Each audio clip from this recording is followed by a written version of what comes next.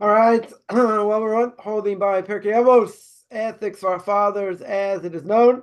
Again, want to welcome everyone holding by Pirke Avos, ethics of our fathers as it is known. We are holding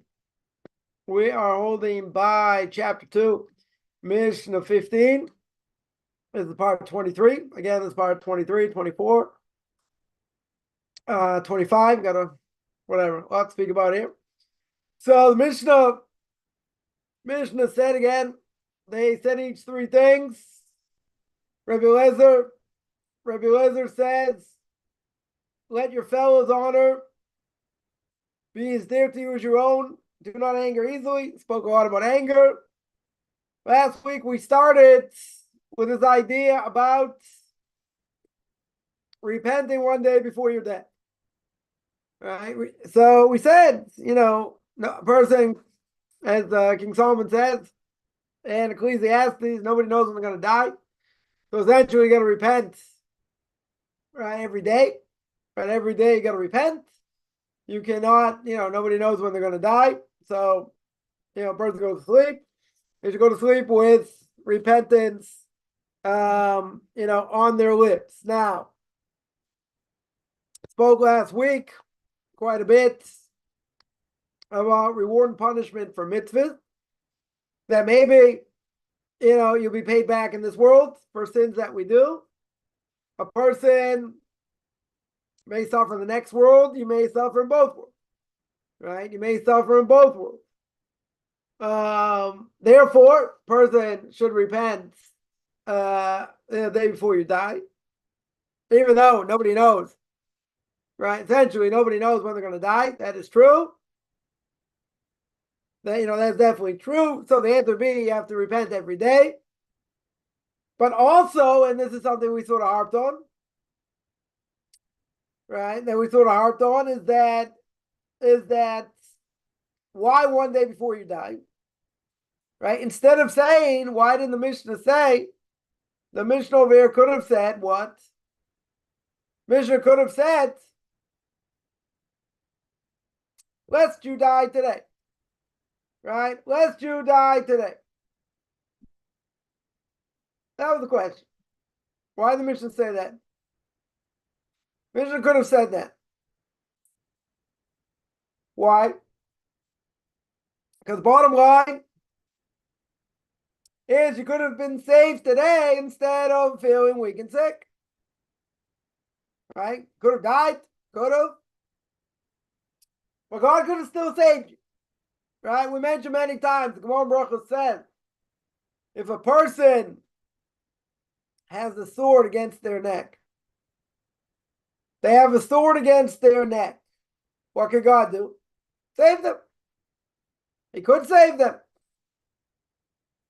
Doesn't have to. Right? But what does that mean, essentially? It means that God can save a person whenever he wants. That means even when it looks bad, and it looks grim, and it looks like, right, the person is going to die, maybe they will. Right? Maybe that's their time to go. But at the end of the day, the Gemara says, even though there's a sword against your neck, who said you're going to die? God can save you at any time. And we've seen this many, many times. Whether physical, meaning that a person, is sick or in, physical harm, let's say, could be in other things. It could be my money.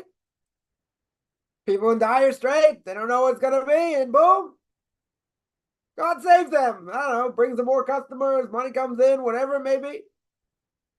So at the end of the day, when the chips are down, doesn't mean we're toast. Could mean that. Very well could mean that. It doesn't have to.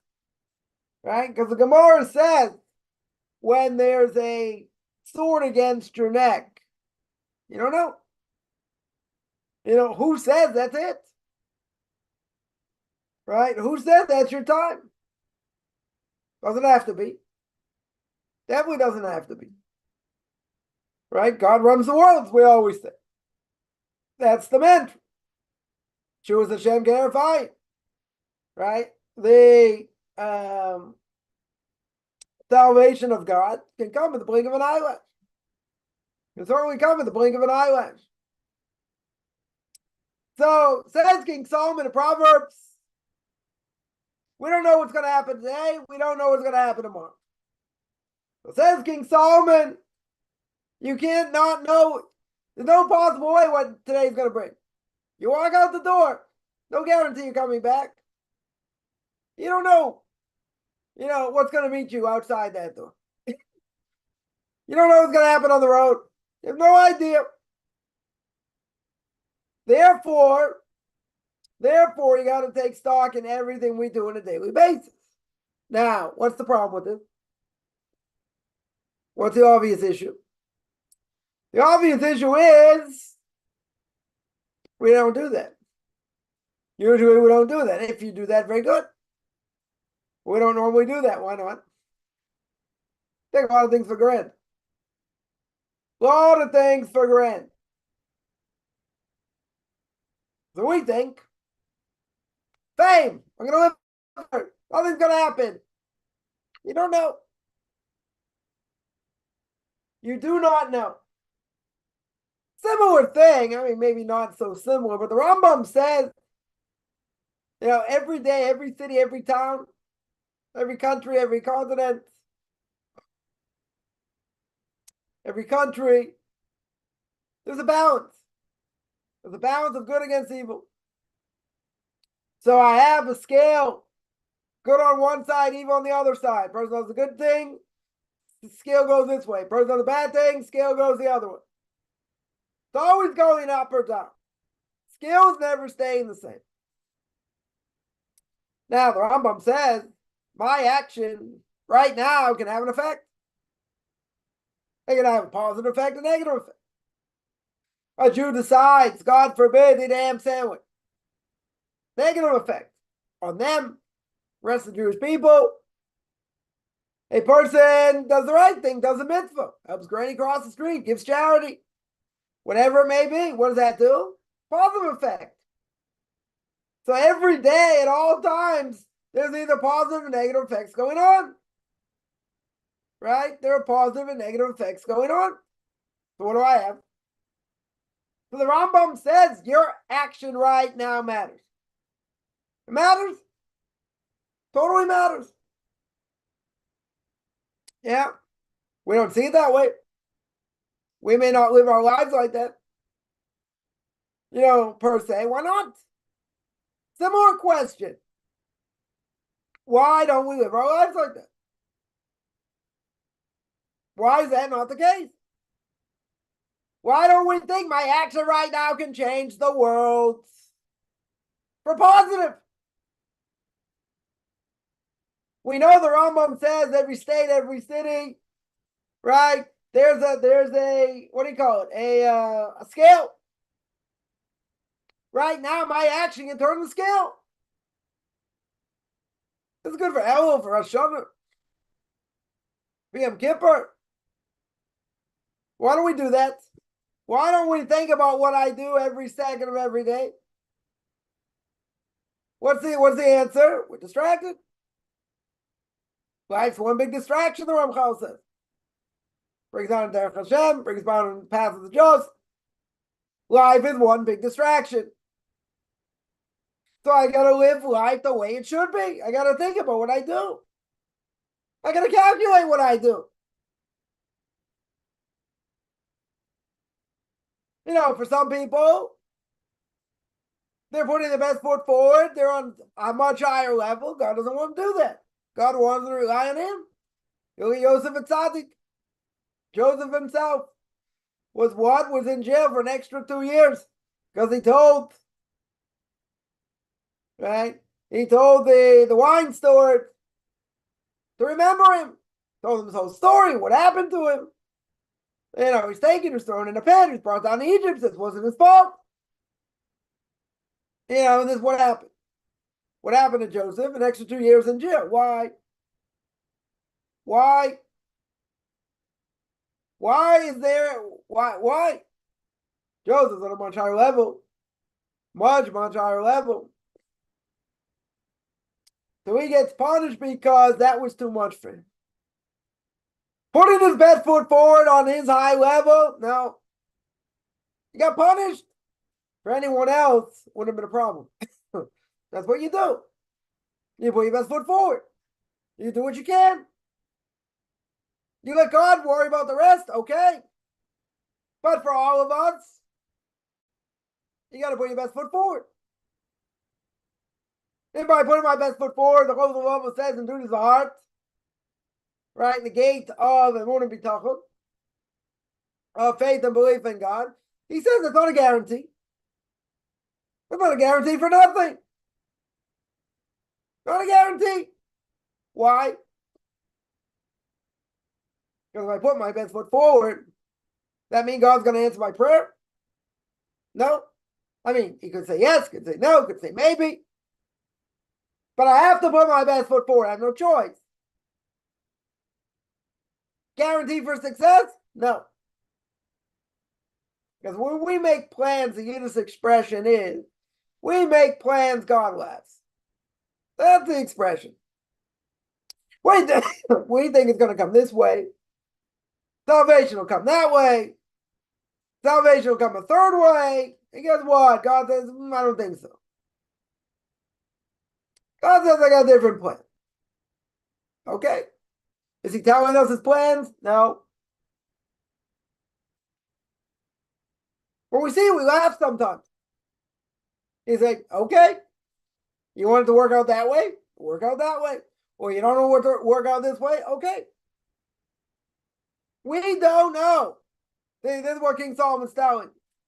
We don't know day in and day out. We don't know the day of our death. You don't know the day of your death. You got to repent every day. Because nobody has a clue what's going to be. Right? Story of somebody, good health, goes to the doctor, in their 60s. They're in their 60s. They go to the doctor. Everything comes out all right. Very good. All these tests, blood tests, this, that. Clean bill of health. Tremendous. 2 weeks later, a month later, massive stroke or massive heart attack. One of the two. Person was never the same after that. I think within 6 months, they were gone. Less than a year for sure. 2 guaranteed things in life. Death and tax. Not necessarily in that order. Those are guarantees. Anything else? You don't know. We just have no idea. You have no idea day in and day out. So how could you ever be complacent? This is a fundamental question here. How in the world can we ever be complacent? Can't take anything for granted. What happened yesterday, no guarantee for today. No guarantee. But to live my life, like my action now matters, and what I say matters. You're going to say, who's holding there? See, that's not the question. See, when we get upstairs after 120 years, after we die, it doesn't matter how many years we're on this world. We're in this world. God's not going to ask you, why weren't you like this person? Why weren't you like that person? He's going to ask you, why didn't you reach your own potential? You're not going to care what's around you, right? That's what once told me. I mentioned this before. Somebody once says, I heard or saw some Orthodox Jews did this. Whatever it was bad, right? I don't do that. Let's say they committed fraud. Okay, I don't do that. And they're supposed to keep Torah mitzvahs. So I'm not so bad off. Whatever happens to them, it's not my problem. But they're supposed to keep Torah mitzvahs. Very good. So if they're doing that, I'm not as bad as that. Oh, but that's a great Shabbos. So I have a death penalty. They don't think about that. Or other things. Whatever. Either case is bad. Just because you don't do it, that means you get a free pass? That means God's looking the other way? Why is he looking the other way?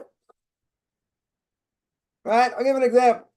Rabbi Cheskel Abramsky, for Torah Giants, the last generation, was the head of the Beis Din in London many, many years ago. Spent his last years in Jerusalem. And the story goes, there was a person who kept Shabbos, was an Orthodox Jew, or seemingly an Orthodox Jew.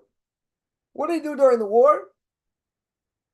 During the war, he went on many, many dangerous missions. A pilot, the Royal Air Force. Yeah, went on many, many dangerous missions, daily, bombing the enemy. So Rabonsky asked him, how are you doing spiritually? So he told him, he said, I'll tell you the truth. He said, Rebbe,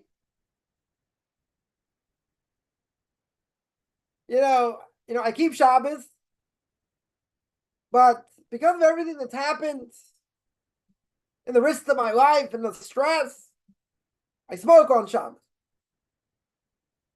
Obviously, which is forbidden. He says, I smoke on Shabbos. But he had a claim. He had a claim, God's not going to worry about it. Why? I'm risking my life every day.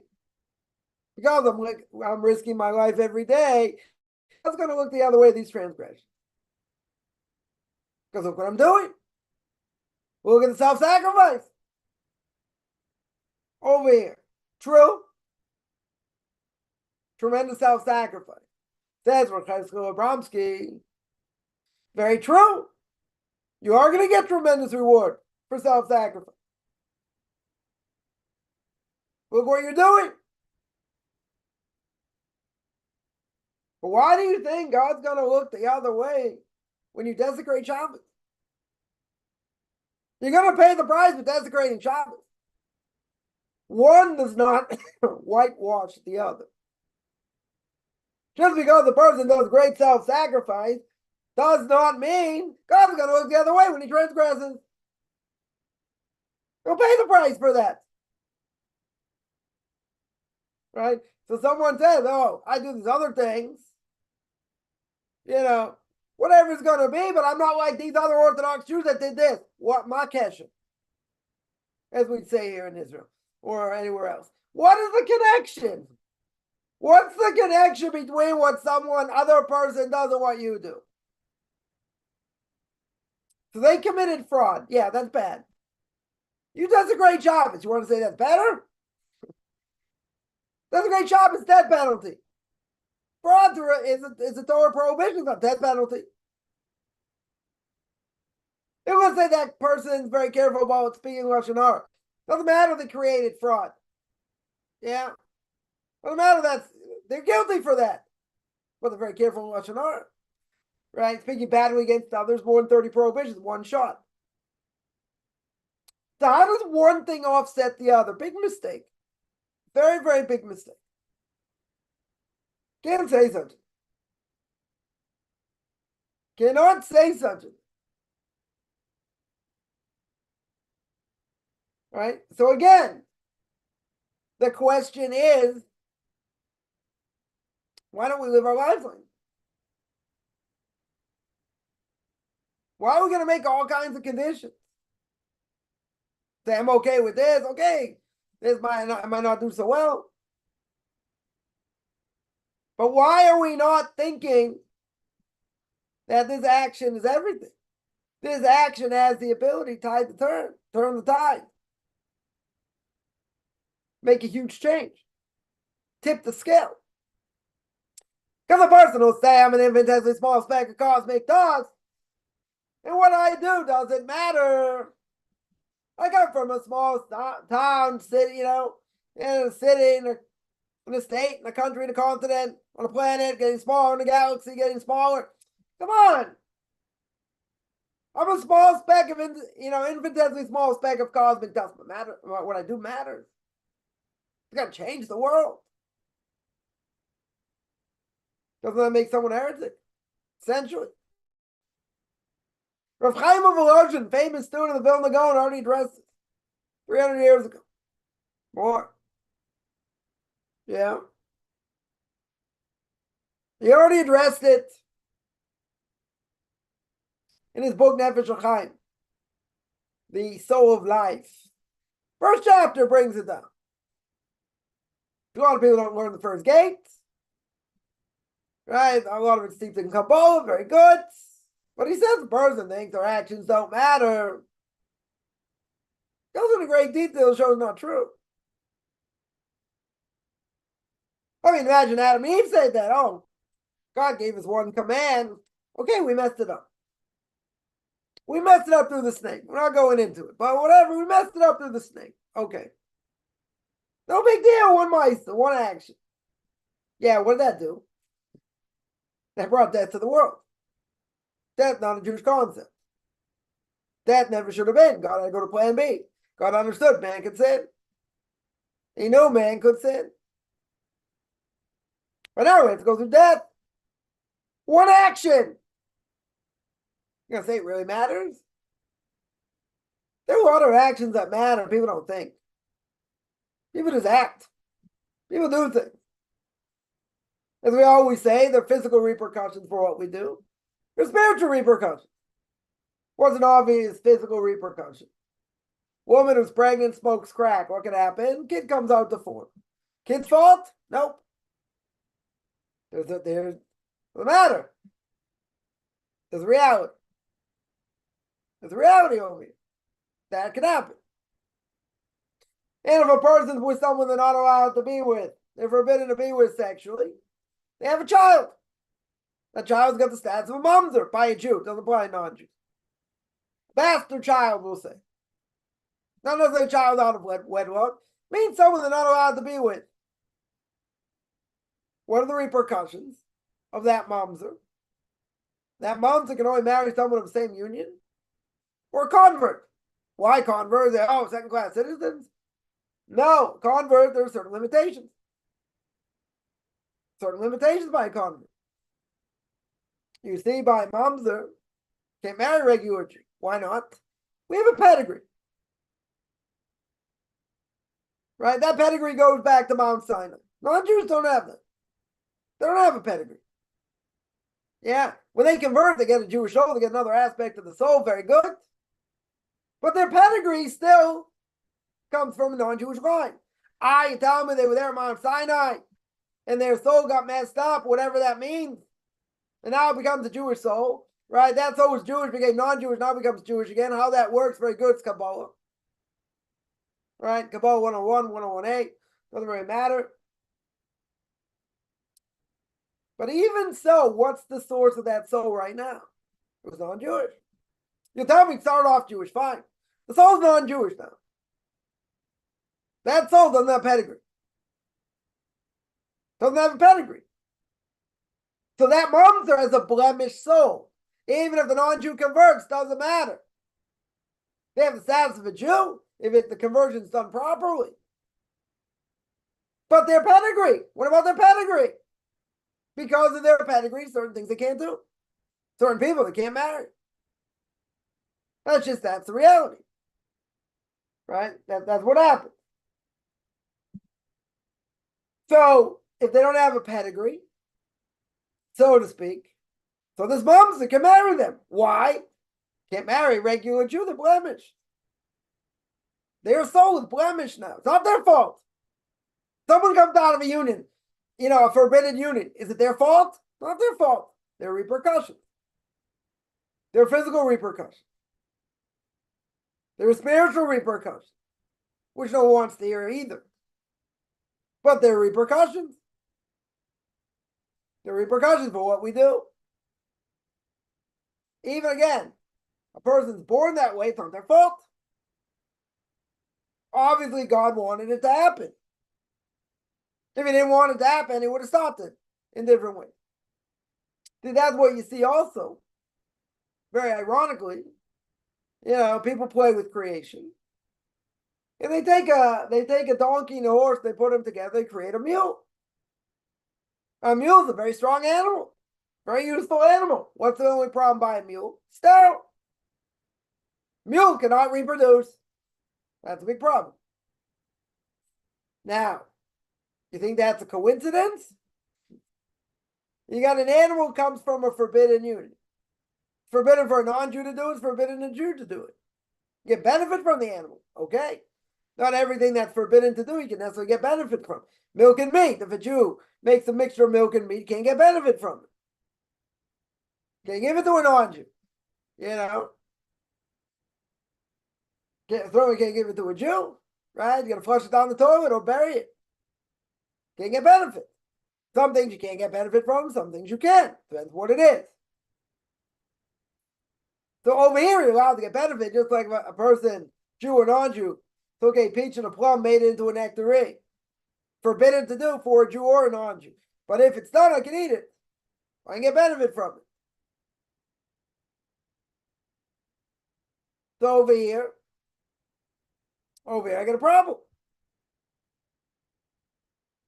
I got a serious problem. So I'm going to speak about this tomorrow in Book of Leviticus. I should get there. Maybe. Either tomorrow or next week. Right? Speak about this idea, different levels. Someone's a convert. They come from their parents were converts. Or let's say one of the parents was a Jew. There are different levels. There are different levels over here.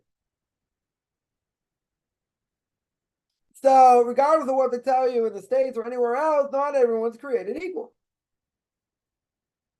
Men have different obligations, a lot more obligations than women. Doesn't mean we're better, we have more obligations. Why, when we see the blessing in the morning, show us on the Evet, show us on Isha, thank God I'm not a slave or a woman, not degrading them. What's the context? Commentary says it's about mitzvahs. A slave and women have similar mitzvahs, not bound by mitzvahs, bound by time. Now, certain things women have taken on, okay, but they have a lot less obligation than men because they have different responsibilities. God wanted everyone to be equal. Woman has a lot of children. She got to pray 3 times a day, with a quorum, with a minyan. Too bad. How am I going to do it? I got little kids. I was up all night. God's going to say, I don't care. Get a babysitter. Work it out. They can say, what if I don't have children? I don't have to worry about it. My kids are older. Doesn't matter. She wants to go to synagogue. She can. She wants to get up early and go. No one's stopping her. But most people won't be able to do it. Why? They have obligations. They have different obligations. So it's not about being equal. There's nothing to do with being equal. You got a minister of defense, minister of the inside, minister on the outside. They're different jobs. Imagine, use baseball terminology. Yeah, imagine the right fielder says, I want to be the pitcher. He's not a good pitcher. He belongs in the right field. Yeah, I want to be the pitcher. Yeah, they put him in his pitcher disaster. You got to know what your place is, what your position is. Because if you don't work together, you don't play as a team, what's going to happen? You won't win. And you might have to sacrifice, even though you want to do this or do that. Doesn't matter. For the sake of the team, for the sake of the group, you'll do what you need to do to be successful. That's what you do. But to say, I want to do this, I want to do that, it's not about what I want to do. Bigger scheme of things, God doesn't care what we want to do or not. He's dictating over here. He's giving the rabbis authority. Right? And says the end of the book of Deuteronomy. You listen to the Kohen and Levite in every generation, whatever the rabbis tell you to do. Torah begs for interpretation. So we always say. Torah's a law book, doesn't tell me why. Doesn't even tell me what to do, how to do it. Right? One example. Right? Torah says in Leviticus chapter 19, I'll get there, I don't know when. It says, Jew has to rebuke a fellow Jew. So you shouldn't sin. What does that mean? What do you mean? If I give someone a rebuke, what do you mean? No, I'm not going to bring on the sin. Yeah? What if you embarrass them? What if you don't know how to rebuke? If you embarrass them, you get the sin. Not only that, you lose your portion of the world to come. Torah doesn't tell me when that applies. Leviticus chapter 23 talks about a sukkah. You got to sit in the sukkah 7 days. Doesn't tell me what a sukkah is. We understand what it is. It's got 2.5 walls, 3 walls. You put palm fronds or whatever on top, leaves on top. It doesn't tell me anything. Has a roof, doesn't have a roof, how many walls? I gotta take a lulav, nice smelling fruit, willows, and myrtle leaves. Don't tell me what a nice smelling fruit is. You think it's a pomegranate, someone thinks it's a quince, someone thinks it's a pineapple. No one's gonna think it's a citron, it's a lemon on steroids. No one's gonna think that. How do I know what it is, or a law, obviously. But if I didn't have oral law, I wouldn't know anything. But don't just tell me, do this, do that, don't do this, don't do that. Doesn't explain anything. They're not explaining anything. Right? So a lot of people, Messianics and others, they all bent out of shape. They don't like what the rabbis have to say. Yeah. So, okay. So they got their own interpretation. Yeah, see what the Christians do. Good luck. All the misinterpretations. Let's say we got our own scholars. Okay. Right? So explain me these verses that don't have any explanation. They're gonna quote, they have their own scholars, their own laws. Yeah. So they're relying on ours. But it begs for interpretation. No one's gonna themselves. Even though people think, oh, too many laws, too complex, this and that. Again, do we have any other choice? Right? We always say, Moses busy teaching the people 40 years. So let's say there are 3 million people, 613 commands. How hard could it be? 40 years? Okay, so tell me, 10,000 people teaching the people. He taught them, they taught everyone else. 613 commands. How long can that take? 2 years? 5 years? Okay, it's a lot of people, I get it. They set up all these schools all over, while they're in the desert. Set up hundreds of schools, okay. Maximum, how long is it going to take?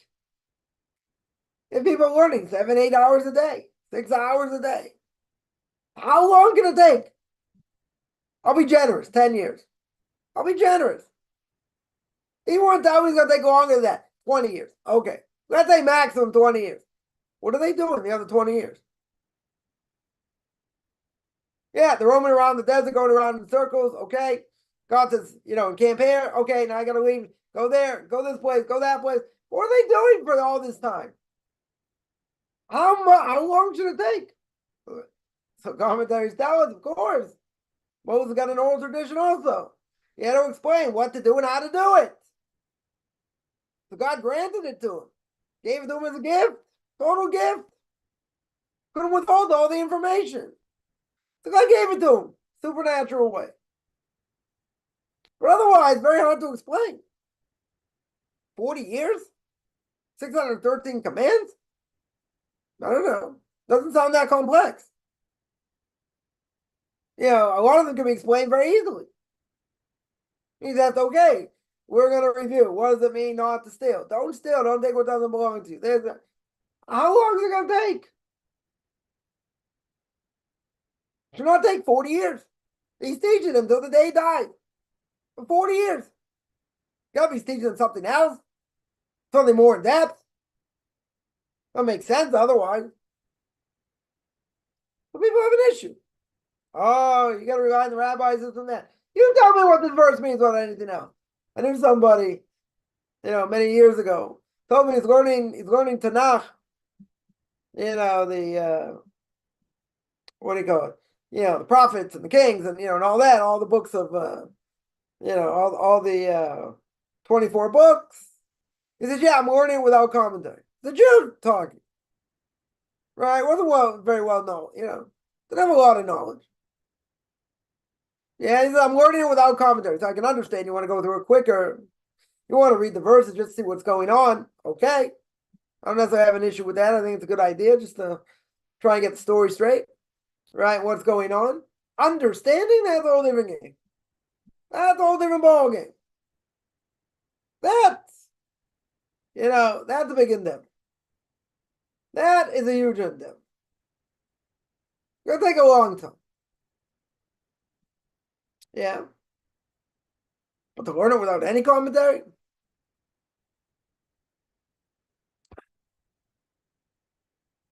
You read some of the prophets, right? pretty much the beginning of Isaiah. I mean, still in chapter 10. But like, he makes statements. We understand his prophecy, but it doesn't make clear a lot of times who he's talking about. There are allusions. But it doesn't say clear who he's talking about. So you got Rashi, you got the other commentators telling you. Because otherwise you might think maybe he's talking about this one, or he's talking about this king, or he's talking about someone else, right? And even at the beginning, Prophet Isaiah is referencing something like chapter 6 or chapter 7. I think it's chapter 6, if I remember correctly. Yeah, it's referencing something. He's not telling you. He's not telling you directly. Commentaries have to tell you. He said, what's he referring to? It's very much up in the air. It's all clear. It makes a statement. Very good. And would you like to give me a reference on the subject? Would you like to give me a hint who this is all about? Yeah, there are a lot of times like this where if you don't understand the context, you lost. This is why there's so many misinterpretations by the Christians. So many, because they don't understand the context. Or very good, they take the context right out of context. Right? Like, Jeremiah chapter 30. They have a new covenant. Right? But you have internal logic. Doesn't the Torah say?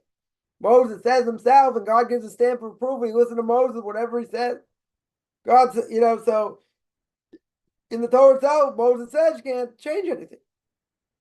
You can't go left or right. You gotta keep what the Torah says. It means the Torah's never been abrogated, it's never changed. So you can't go against. So any so-called religion goes against the prophecy of Moshe Rabbeinu, even if they agree with the prophet, right? It's called chidushei das, making up in a religion. They can say we're not chosen anymore. This happened, that happened, but you got to show clear-cut proof God says you're not chosen anymore, right? So they'll say, look, Jeremiah chapter 30, towards the end of the chapter, what does it say? It's talking about a new covenant. So you ask the question, how going to be a new covenant? Doesn't make any sense. You can't go against the old covenant. Right? I have internal logic. But, I didn't mention anything the rabbi said here. Internal logic tells me the Torah doesn't change. No, they got their convoluted verses to say it has changed. Okay. But logic tells me it cannot change. God has never come out again and spoken to the masses and say, okay, I abrogated, I'm done with the Jewish people. Yeah, the prophets say God's angry, he's going to destroy the temple, and he's going to this and that, okay? He's never going to cut off the covenant, okay? But they have their convoluted way of doing it. Very good. What about the context at the beginning of the chapter? Jeremiah is screaming at them, is what he does most of the book. Screaming at them to repent and to reconnect to the old covenant. That's what he's telling them. Now, why does he say it's a new covenant? Very good. That's a good question. But not to say the old covenant's void. That doesn't make sense logically. So the simple answer is he wants the Jews to reconnect. Reconnect to the covenant of Abraham, Isaac, and Jacob. It cannot be. It's something brand new. Logic does not dictate that. Because we know other things. See, the Karaites will be very happy. We're not quoting oral law. Nothing the rabbis are saying. Internal logic. So you can say, but it says a new covenant. Very good. So that has to be understood. But how can it be something brand new that the Jews are gone? Because the covenant doesn't exist with it. For goodness sakes, many times the Torah says forever. This is forever. This is forever. What do you think? God was kidding? Or what they God forbids to be written by men? What do they mean? Forever only meant 10 years? It only meant once they came into the desert? It only meant, I don't know, Webster's 8th definition? A lot of possible answers. What's the right one? The right one is it didn't change now. Now, it could be. There are certain things, okay, temple's not going to be there forever. It should be, but if we blow it, God could destroy it. God could exile us. It says clear. And the book of Leviticus. Copin's language, chump doesn't want it, chump don't get it. Gonzo. Doesn't mean you can't come back, doesn't mean it's not repentant. But at the end of the day, forever normally means forever unless we mess it up. And there are many things we messed up, so certain things don't exist. They don't exist because we messed it up. But Torah says forever. In the bigger scheme of things, if we're doing what we're supposed to do, it goes on forever. And if it doesn't, there's payback. There's going to be other things. But it's because we did something wrong, not because the Torah is imperfect. See, the Christians and others are very good cherry picking. Taking things way out of context, right? They're very good at taking things out of context. That's their job. Right? That's essentially their job. That's what they do. But the problem is, they have no integrity. How in the world can you look, you could pick some of the most difficult verses, and stand on your head till the blood drains out and you pass out to think that, this is what it means. Right? I could have been drunk, stoned, and who knows what. Right? Come up with certain explanations. It's insanity. But they'll tell you, no, that's what it means, that's what it represents, and this and that. They go through the whole thing all the time. Right? All the time. Right? It doesn't make any sense. Does not make any logical sense. Right? So we have to get into the mind of the Torah, right? And to see, but again, this is logical. This is totally logical. There's nothing to do with oral law. I'm interpreting it in this way. This is what it says. The beginning talks about reconnecting to the old covenant. That's what it's talking about. And Jeremiah blasting them, they're going away from the old covenant. He wants them to repent. That is the context. Now, to say new covenant, okay, I hear the question. But you got to look at the context.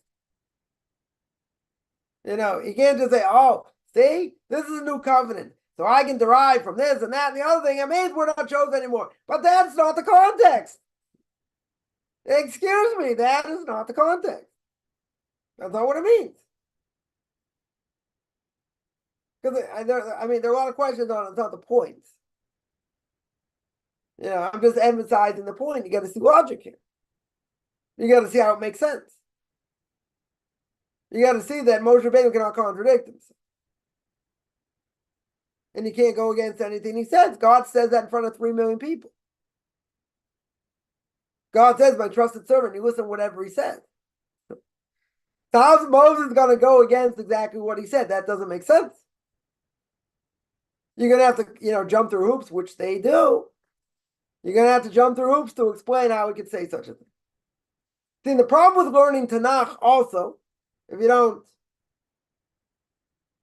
have proper commentary or learn with somebody that knows what they're doing, has a lot of fear of heaven. We spoke about why, people don't learn Tanakh today except, when they're much younger.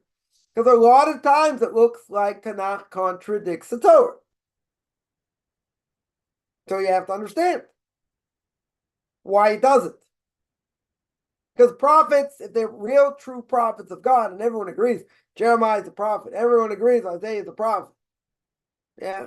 Ezekiel's a prophet. They cannot at any single time contradict Moses himself. One of the 13 principles of Maimonides, of the Rambam, is Moses the greatest of all prophets. He's the greatest of all prophets. Torah was given through him, wasn't given through Isaac, wasn't given through Jacob, was not given through Abraham. It was given through him for a reason. So he's the greatest of all prophets. Simply stated, you don't contradict what he says. He can't even contradict what he says. And he's just a scribe. He's just writing whatever God's telling him. And he's giving it over. That's his job. He's not innovating anything. So then he comes to the point that, you can't add and subtract, what the rabbis do. Right? They had all these laws and kashrus and Shabbos and different things. Okay, they're putting a fence around the Torah. They're not adding or subtracting. They want to make sure people don't come to the worst prohibitions, different things. Okay, but God gave them the right to interpret. Torah says explicitly, gave them the right. Absolutely gave them the right. Yeah. Right? So someone says, you know, you know, any 10-year-old knows that Christianity is made up. Okay. So why aren't there droves? Why aren't there tens of thousands coming out? Answer me that. I'll give you my answer. They're brainwashed. They're not allowed to ask questions. Yeah. They're not allowed to ask questions. If you ask questions, you're a heretic. And all that. Right? So I do emphasize it sometimes to show you got to think. You got to think. They have a question, right? I'll give them credit. They got a question. Why does it say new covenant? Very good. Good question. There should not be no such thing as a new covenant. But the whole thing about learning to knock, that's really the point. Not just to knock out the Christians, is to show that if you're not learning it right, you become a heretic easily. Because you'll see, there are a lot of seemingly contradictions. That's why a lot of people don't learn it. Why a lot of Jews don't learn it. They learned it when they were, 8, 9, 10 years old, 11 years old, whatever. That's when they learn it. They don't learn it again. They don't learn it in depth. Some people do. A lot of people don't. Right? It's hard. But if what you're saying is true, just throw this out there. Any 10-year-old, all right, I'll quote you. Any 10-year-old knows it's nonsense. You're right. So why aren't they leaving in droves? You say, no, a lot of them aren't religious. You only have Bible thumpers, this and that. Very good. But why are they not leaving in droves? Even the ones that go once a month, once every 6 months, why are they not leaving? And why even higher ups? Why won't they leave? You show them all the evidence. Because they don't want to give it up. They're going to say, I've been duped. I have to change my life. Yeah, they keep them stupid. They keep them the ability not to question. That's what they say about us. Oh, you got to have faith. You got to believe. No. We have knowledge. We have real knowledge, but you got to learn. And most people have questions come out of Christianity. That's what happens. But most people don't have questions. Why don't they have questions? Why do they have questions? Unless they're searching for truth. Very true. Right? I'm just emphasizing this point to show there's logic here. You can't go against logic of the Torah. Right? Torah begs for explanation. I'm just saying, people are going to claim, I got to listen to the rabbis, got to come on to this, got to come on to that. Got any other explanation? I'll take any other explanation. That makes sense. Why verse is out of order? Seemingly out of order. It's going to have a big problem. Right? Exodus chapter 37 talks about keeping Shabbos. You got chapters and chapters of the tabernacle, building the tabernacle. Why all of a sudden tell me about Shabbos? Tell me about Shabbos chapter 19, chapter 20, and other places. Why all of a sudden you mention Shabbos? No connection. Rashi says juxtaposition of verses must be anything that's done in the tabernacle forbidden on Shabbos. Yeah. Otherwise, you can explain to me the context. But you're right. I agree. All this other stuff is nonsense. You're right. You're right. They don't see it as that because they don't question it. They're left as of keeping the same things with the brain of a 5-year-old. We can't do that. We can't look at the Torah portion every week like we did when we were 5 or we were 10 or whatever. That's not growth. You gotta learn it, just like anything else. You gotta learn it, right? You gotta go through it properly. Yeah, so back to what we were saying before. They're gonna take questions here. Again, we don't know what's gonna happen today or tomorrow. Nobody knows, right? Nobody knows. Nobody knows what's gonna be. So this is a very hard thing. This is a very hard thing. We should never, ever, ever be satisfied what we learned. How can we ever be satisfied what we learned? Can't rest on your laurels. Can't worry, we said before, what other people do. Even Orthodox Jews who may do the wrong thing. Who cares? I got to answer for myself. I gotta live today like it's my last. I have to realize what my main goal in life is. Everything else is a lot of background noise. Yeah, someone mentions, take questions now. Isn't there a 3-year Torah cycle? No. There's a difference of opinion. There's a difference of opinion whether we should have a 3-year cycle. That means you only read a third of each Torah portion of the week, and you finish it within 3 years. We don't do that. We read a portion every week, sometimes two, right, to make up for the fact that you got to finish it every year. 3-year cycle, nobody holds it. Might have been done way back, whatever, but we don't hold that way. We hold across the board 1-year cycle. Even if there's a leap year, certain Torah portions that are usually double portions will not be. Why? Because you got an extra month, right? In 19 years, every seven out of 19 years, you got a leap year. Why? Because you got to make, even though we have a calendar, you got to make up for the fact that we go by a lunar calendar. Lunar calendar, 11-day difference, right? With the solar calendar. So 11-day difference is going to be a problem. Because Passover, Torah says, has to be in springtime. Sukkot has to be in the fall. See, the Muslims also. They have a lunar calendar, but they don't make any, they don't add months or whatever, and they don't have leap years. So essentially, Ramadan for them can be winter, spring, summer, or fall. See, we can't have that. Passover has to be in the spring. Sukkot has to be in the fall. So you have to adjust. So we have an extra month, we have an extra Adar, like this year. We have an extra month, so certain portions, even if you didn't have a leap year, right? Let's say you didn't have a leap year. So certain portions are going to be doubled up. Why? Because you got to finish in a year. We don't hold by 3-year cycle, right? We do not hold by that. I haven't hold for it, forever. We hold by a 1-year cycle. So some years, even if there's a leap year, there'll be some portions that'll be doubled up. But some won't because I got an extra month. If it wasn't a leap year, more portions are doubled up. Otherwise, you wouldn't finish in a year. So the simple answer is we don't hold by 3-year cycle. We do not hold by a 3-year cycle. We go by 1-year cycle. That's it. Right? 1-year cycle, and that's it.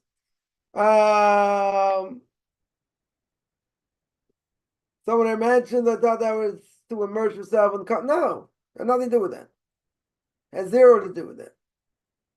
Immersing yourself in commentaries and this and that. No. Right? Not at all.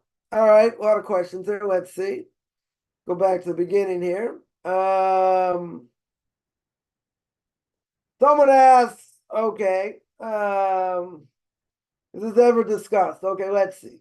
Do we know anything about the blood and the water Mitzrayim was turned into? The water, the Torah says, any water by the Egyptians turned into blood, right? Even if you had water in a pitcher. See, if a Jew poured it out, the Medrash says it was water. Even if it belonged to a non-Jew, right? Even if it belonged to an Egyptian. The Egyptian poured it out, it was blood, right? That was the miracle. That was the miracle. So anything for the Egyptians was turned to blood. Any water. For a Jew, it wasn't blood. Yeah, so what's the question? Do we know anything about the blood that was turned into water? What about it? Was it human blood? That's what it sounds like.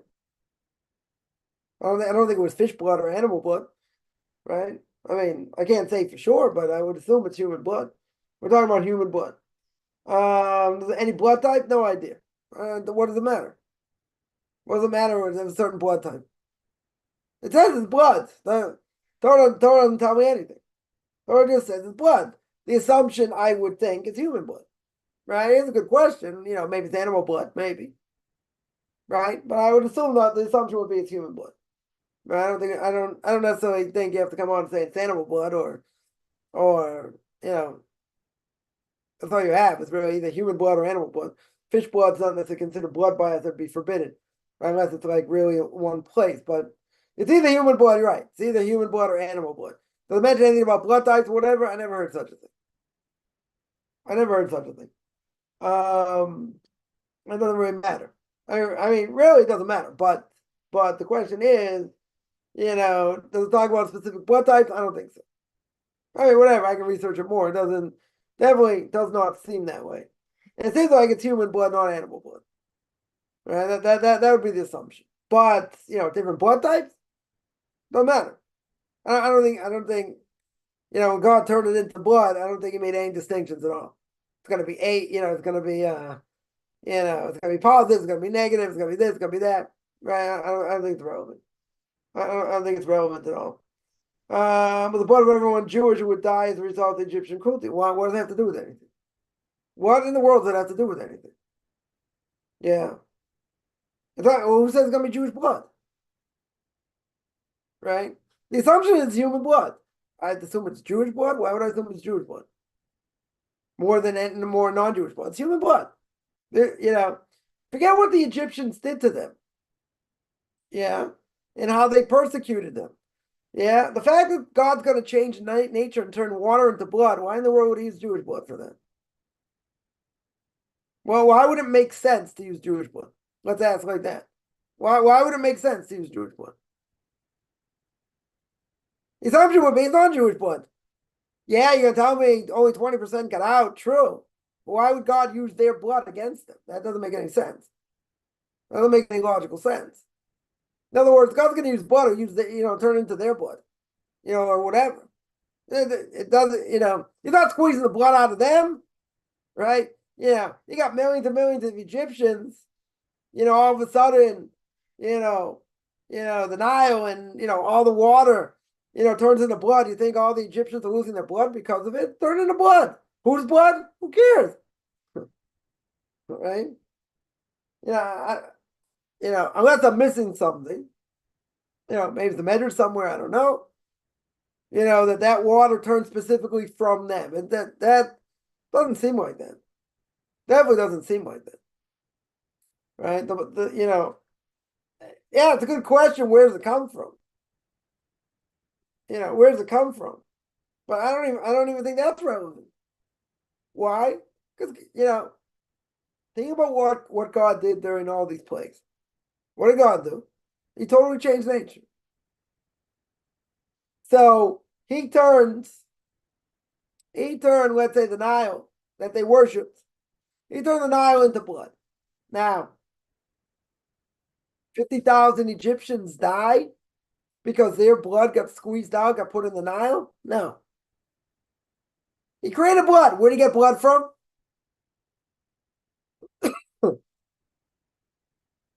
Even if it's human blood, he created human blood.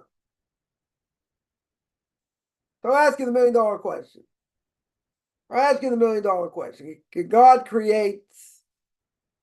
change water into blood? Yes. Right? I'll answer the question. Yes. Does God have to kill people to make that blood? No. God could just create human blood, right? If he could create the whole world from nothing, right? We call it Yesh Me'ayin, he creates something from nothing. And God can turn water into, he can make blood whenever he wants. Does he need 50,000 humans to squeeze the blood out of them like a hypodermic needle and just squeeze it out? No. He can create it from nothing. Right? So again, my assumption would be, research this a little bit, but my assumption would be it's human blood. Yeah. But he's not killing anyone to get the blood out of them. At least not that I know of. He created it from nothing. He changed it. I mean, the miracle is not just changing water into blood. That's also a huge miracle. The miracle also is that any water that an Egyptian touched, whether it was, wherever it was coming from, turned to blood. But if a Jew touched it, it turned to water. I would think that's even a bigger miracle, right? In other words, you get a pitcher. You get a pitcher of water. The Egyptian pours it out, it's blood. Jew takes it, turns out it's water. Yeah, he's changing nature. He's totally changing nature. Where did the blood from, how did God change it back so quickly? And there's no residue of blood for the Jew? Because God can do anything. Yeah. And where did the blood come from? Again, came from wherever he got it from. He came from nothing. Right? I don't make an assumption that was this type of blood, that type of blood. I mean, okay, it's an interesting question. Yeah, but essentially, he created from nothing. He got it from nothing. Right? That would be the answer. Shabbos question. After Shabbos Shacharis, do you do daytime Kiddush or later during the day, whenever you eat? Doesn't have to be right after you pray. Let's say you pray early in the morning, you're not ready to eat. Let's say you pray, I don't know, 9 o'clock in the morning. You finish praying at 10, but you're not going to eat till 12. I mean, you really should eat something before, so you're not at least fasting on Shabbos. But let's say you prayed really early, but you're not going to eat. Right? So I can make Kiddush whenever I want. If I'm going to eat 2 hours later, I make Kiddush then. If I'm going to eat half an hour later, I make Kiddush then, whenever you want. There's no limit. There's no limit, but it should be during the day for sure. But there's no limit. Someone asks, is an obligation or not eating before Mincha and Marv? You shouldn't. You can eat a snack. Let's say before the afternoon or evening service. You can eat before and then pray. I would say not too close. Not too close. What are we worried about? A person has an elaborate meal, right? Let's say, then time will go by. Right, time will go by, and I don't know, you schmooze, you eat some more, whatever. You might miss the actual prayers till sun goes down. Right, depends when. Depends when. So yeah, eating a snack beforehand, not a problem. I would say eating a meal, if you got a fixed time when you're going to pray, and you eat a meal before, yeah, but you're going to pray an hour later, not a problem. Not a problem. If it's within, I would say, a certain amount of time before, I would say no. Right? I would say it's better to pray first. Right? That's definitely better to pray first. But, you don't have to. It depends on the time frame. Brother will set a calendar. Create a day of purpose. Is there any resource for this? There is a resource. There are a lot of sites out there tell you, the earliest time to pray, latest time, let's say, to say the Shema, latest time to say Shemon Esrei, silent meditation, whatever you want to call it. Again, this applies more for men than women, because women are not, when it comes to prayer in general, they're not obligated, they're not bound by mitzvahs that are bound by time. So for them, they pray earlier, they pray later. For them, we're a lot more lenient. Yeah, but you go to Chabad.org and you put in time for prayer, like latest time, to say the Shema. They have a whole timetable. Right? Other sites also, they have a whole timetable. When the best time to say the Shema is, last time to say Shemon Esrei, at least when you get credit for saying it, at the right time. But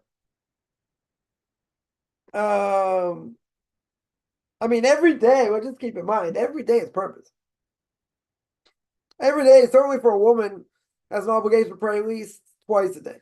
Right? According to many rabbinic authorities, certainly once a day for sure, twice a day, twice a day is good. Right? Definitely twice a day is good.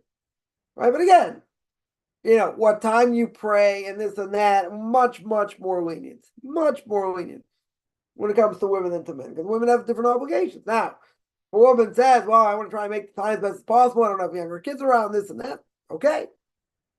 She can. Is she obligated? No. Definitely not. Definitely not. But again, anybody in this process, either is a choose about true or whatever, yeah. Your day, what do you surround your day by? Prayer, blessings, chesed, doing acts of loving kindness, as much as you can, giving charity. There are a lot of things. There are a lot of things. Most things are not time bound. Right? Let's keep that in mind. If you have an obligation to give charity earlier in the morning, later in the afternoon, you're not bound by time. Prayer, you're bound by time. I mean, but women are not. See, I don't want to get misquoted. Women are not bound by prayer time. They can pray early, they can pray later, right? Really doesn't matter. They don't have the same obligation. Charity, there's no time bound here.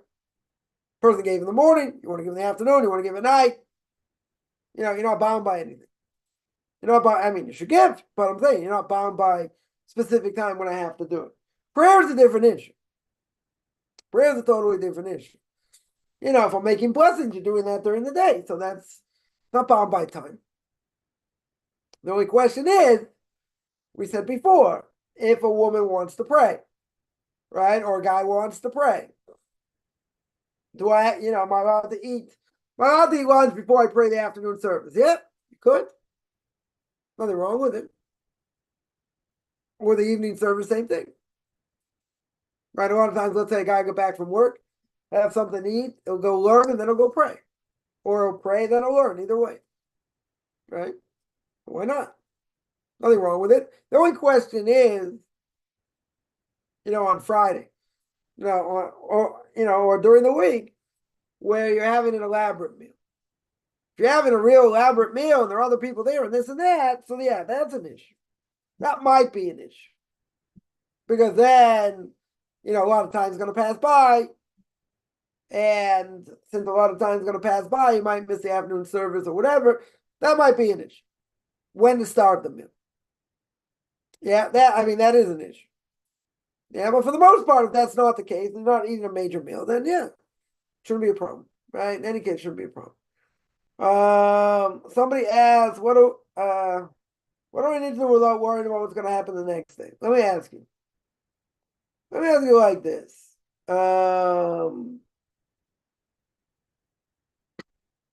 We get caught up in life. Yeah. We get caught up in life. So essentially, people following the news, what's going on in Israel, what's going on in other places. So we get caught up in the everyday of things that don't matter. I'm not saying, what's going on in Israel doesn't matter, or whatever, but I'm saying in the bigger scheme of things. I read something earlier, someone gets so caught up following what was going on in Israel, they lost their job. I mean, that's what they said. They lost their job. They just got, they went overboard, way overboard, and affected their work. Now, it's a different issue. They got a different job. They put around parameters when they're going to check the news, and once a day, whatever it is, whatever it is. We have this uncanny idea. I have to be informed. I have to know what's going on in the world. Yeah, so to a certain extent, knowing what's going on in the world is a bad thing, not necessarily. But if you're wasting all your time doing it, which a lot of people do, that's bad. Yeah. So the question is,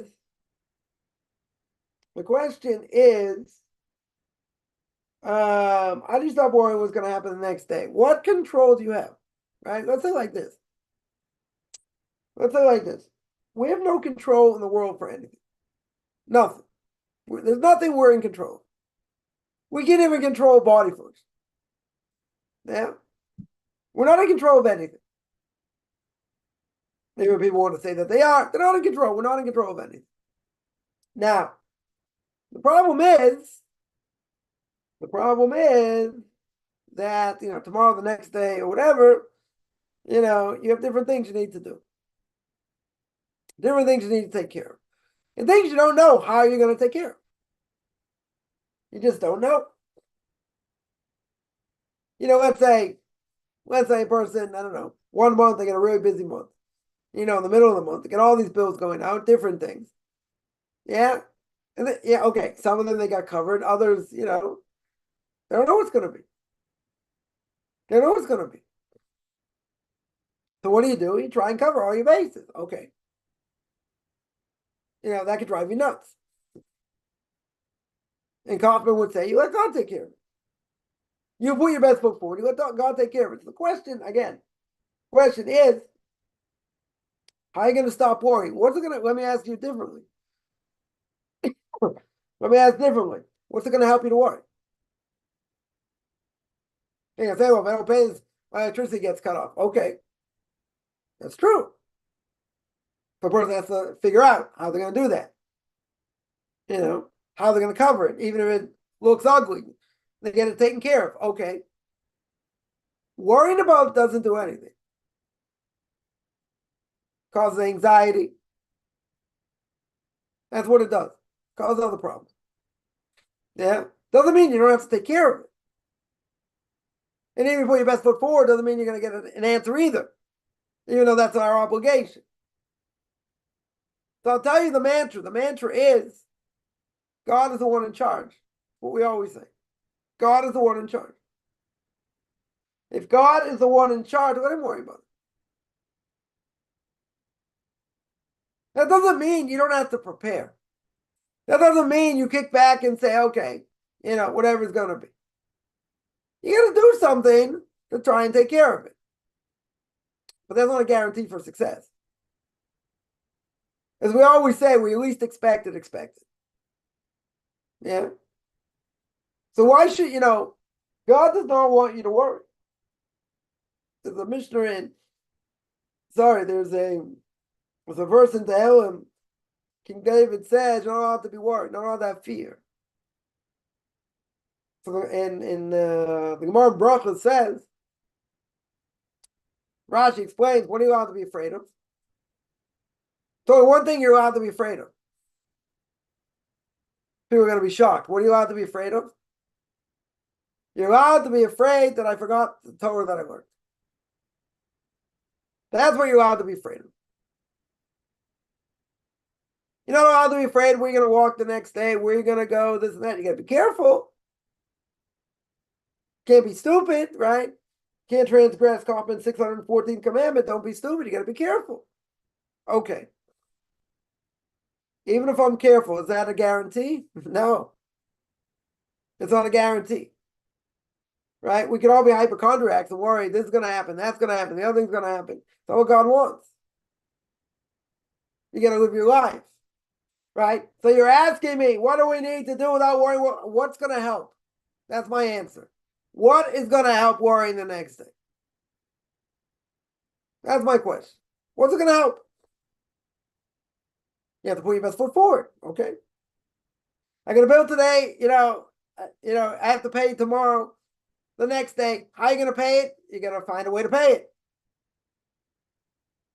Yeah. You got to put your best foot forward. That's true. Right? That 100% is true. I don't think there's any question. But, that may, cause you stress. Okay. So I'll tell you, even if it does, you got to remember, God's the one in charge. That's the mantra. He's the one in charge. Right? So what's the point of worrying? We go through a lot of aggravation in life. And I guarantee there are many things that people are worried about. Paying bills, health, other things. I'm not saying they're not necessarily important. But we worried about things we didn't have to worry about. See, that's when we start kicking ourselves and say, why did I worry about this? You're going to say, I had this bill, my electricity is going to get cut off, yeah? So I was worried and this and that, and I lost sleep, blah, blah, blah. But I got taken care of. Somehow I got taken care of. But what did it have to worry? So you say, nobody wants to have, electricity cut off or other things, right? You're right. I got to put my best foot forward. I got to work it out. You're right. But at the end of the day, a lot of times things get taken care of in ways you never thought. So the question again is, so why worry about it? I'm not saying you don't do anything. You just sit there and meditate all day. I'm not saying that. You put your best foot forward. Do whatever you can. Okay. And you do what you can do.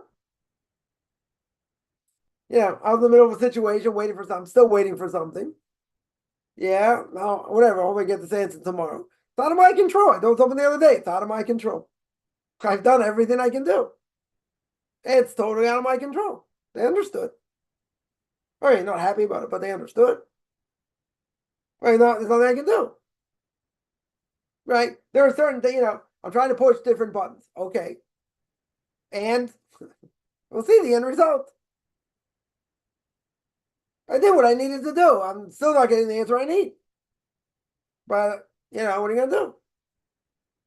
Is it aggravating? Yeah. Do I need an answer straight away so other things can move? Yeah. Is there anything I can do? I'm dependent on someone else. Yeah, I do understand why, to a certain extent, but still, I'm not losing sleep over it. I need to get taken care of. So I can go to, next stage. I can go to stage B, right? I definitely, I didn't think it was going to take this long at all. This thing has, I need this information. Okay. Now you could say, isn't that aggravating? Yeah, it's aggravating. Do I lose any sleep over it? Am I worrying about it? Not necessarily worrying about it. I need the information. I'll get it. I'm definitely going to get it. It didn't happen when I wanted it. Okay. Yeah, I wasn't forceful enough. Well, that doesn't matter. It didn't happen when I wanted to. So worrying about it, what's it going to help? That's what I told somebody. I said, keep calling me. It's not going to help. It's out of my hands. I'm doing whatever I can do. It's out of my hands. That's it. Person's not going to argue with me on it. There's nothing I can do. So why should I put extra stress? Why should I worry about it more? For what? I'm doing what I can do. I can't do anything more. I mean, maybe I can. I don't know. But in this case, I can't do anything more. Right? The problem is we worry about things we don't need to worry about. But we worry about them anyway. What's going to be with this? What's going to be with that? We overthink things also. Again, even if a person, 2 days down the road, they got this bill to pay, okay, you're going to try and do the best of your ability to do it. And to figure out a way to do it. But should the person lose sleep over it? Should they be sick over it? No. It'll work itself out one way or another. May not be pretty. God doesn't leave anyone in the lurch. My point is, we worry about things we don't need to. Right? So you're going to ask, what do you need to do without worrying? Don't worry. Put God in charge. That's the answer. The mantra is, you're the one in charge. That means sit back and sip pina coladas? No. You got to put your best foot forward. You got to try in whatever way. But at the end of the day, putting God in charge takes a lot of responsibility, a lot of pressure off you. Because the Holy Bible says again in duty to the heart and sharp when he says, you got to put your best foot forward, but that's not a guarantee for anything. You just do what you need to do and you keep plugging along and God will take care of things.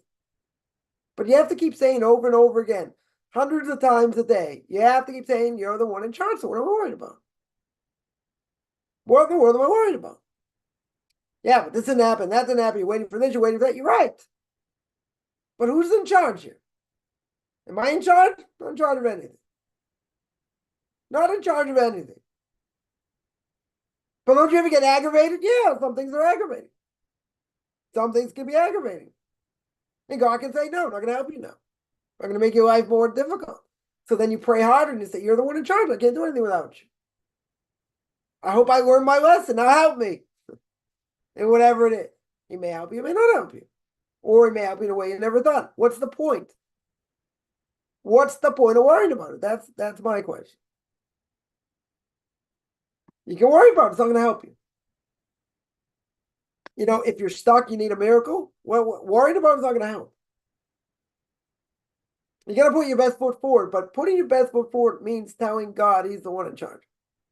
And he's the one who's going to take me out of it. He's the big boss. And that's it. And you keep saying it over and over and over again. You emphasize that in the Shemona Esrei in different places. That's what you do. More than that, I shouldn't be able to function because I'm worried about this, I'm worried about that. We all have plenty of things we're worried about. Everybody does. Health, livelihood, family. We all have a lot of things to worry about. And some things are serious things to worry about. Okay. How much control are we in? We're not very much control. God wants you to be strong in Amunah. He wants you to be strong and rely on him. That's why we go through a lot of these tests. to show that he's the one in charge, not us. And we're putting all our faith and belief in him. But he's not telling you to sit back and sip pina coladas. He's telling you got to put your best foot forward. That's what you got to do. Yeah. Which again is not a guarantee for anything, but that's what you got to do. So you say, okay, I've done everything I can do. There's not much more I can do. You're the one in charge. I just had something recently happen. Something fell totally in my lap. Yeah. My mantra's always been, okay, what am I going to do here? You're the one in charge. You'll make it happen. I never thought about this in a million years. Never. Something I just told someone last night. Friday night, just tell me what happened. They were like, wow, how'd you find out about it? I said it's on, on this email list or whatever, thing dropped right in my lap. Right in my lap. Yeah. Solved a huge problem. Huge problem. Overnight. Was it a concern what's going to be? Yes. It was definitely a concern. Okay, there are ways out of it. Would have been pretty. Definitely would have been pretty, but okay, do what you have to do. But he's the one in charge. I said, okay, you'll make it happen somehow. Not in a way I would have expected in a million years. Never. Overnight, I'm telling you, overnight. Was it a concern? Yes. 100% it was a concern. Major concern. Was there very much I could do about it? No. I mean, I did have other plans. Plans fell through. What can I do? Plans fell through. Okay. So what's going to be? What's going to be? What's going to be? I don't know. I don't know. I'll look into this. I'll look into that. And if nothing happens, what's going to happen if nothing happens? Within a month's time, let's say, God forbid, nothing would happen. What would happen? Okay, so I'd be in a situation I don't want to be in, but, I have to deal with it. That's the worst case scenario. Yeah? God says, no, I'm not going to do that. I'm not going to do that. So he took care of it that way. Yeah? Couldn't something have happened 2 months ago? Yeah. Well, more? Yeah, he decided to do it now. Why? If I do that, I wouldn't be speaking to anybody. I don't have an answer. But he saw I was in need. He put this thing right in front of me, right in my lap. That's it. Took care of it. Took care of business. Okay. In the long run, saved me a lot of money. A tremendous amount of money. Something I never would have expected. Was it a concern? Yes. Definitely a concern. And what's going to be and how we're going to do with it? Don't know. I don't know. But I wouldn't have thought of this. Never would have thought about it. I don't waste my time necessarily worrying about things. Yeah, I want to make sure. Mortgage payment comes up. You want to make sure there's money in the bank. You don't want to bounce. You're okay. Yeah, you got to take care of it somehow. Even if it doesn't look pretty. That's what you got to do. How's the other stuff going to work out? Good question. Very good question. Got a lot of things right now. How's it going to work out? Some of it will. Some of it will. There's already a plan. It's already in action. Very good. The other parts of it, I can't answer. I definitely can't answer. I don't even have a bad answer. Right? Some of it, very good. Going to be taken care of. Other things, it'll get taken care of somehow. I can't pinpoint how. It's very funny in a certain way. They'll say, well, when do you expect this? Don't know. Not a great answer. I'm not sure. Right? I'm working on this. I'm working on that. We'll see. Something's going to come somewhere. It'll have to come from somewhere. Some point. How's it going to be? Don't you plan? Don't you this? Some things, yes. Some things, not in control. I'm not in control at all. This is not, you don't listen to something from someone 500 years ago. This is this generation. This generation. Well, shouldn't you have a plan? Yeah, you should. It doesn't always work out the way you think. Especially when it comes to livelihood, you don't know. Money comes in, money goes out. Sometimes more money comes in. This, that. You don't know. right? It'd be very easy, people would say, an old friend of mine said, boy, what you've gone through, I've been very steady. I've been in the same place, been doing the same thing, and, seem to be doing pretty well financially and different things. Okay. Yeah, because God just gave money.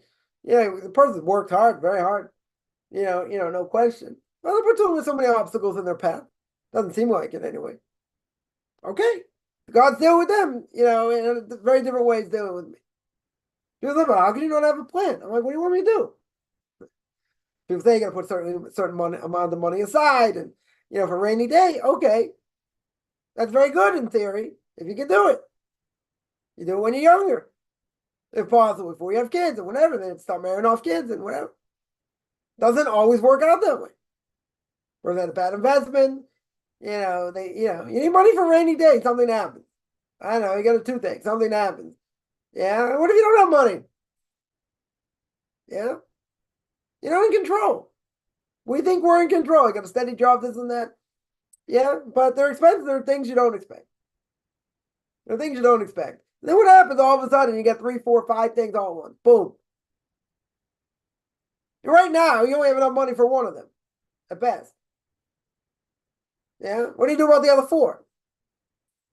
You wing it. What are you going to do? Maybe you have to borrow money. Maybe. You might have to. But you're not in control. That's the point. People think, you had too many kids. And if I would have had 2 kids, could still have the same problem. Could very easily have the same problem. Sometimes it's better. Sometimes it's not. Sometimes things happen you least expected. God works it out somehow. I've lived in a lot worse situations. Lot worse situations. Yeah. At the same time, always had a roof over my head and always had food. My kids turned out, thank God, pretty good. Pretty miraculous in a lot of ways. For a lot of things. For a lot of things. The things go the way I planned, not in a million years. Certain things I expected never materialized. Certain things I didn't expect, came through in a major way. So I got a million things right now I can worry about. Right? Just talking me personally. Yeah, million things. Million things right now.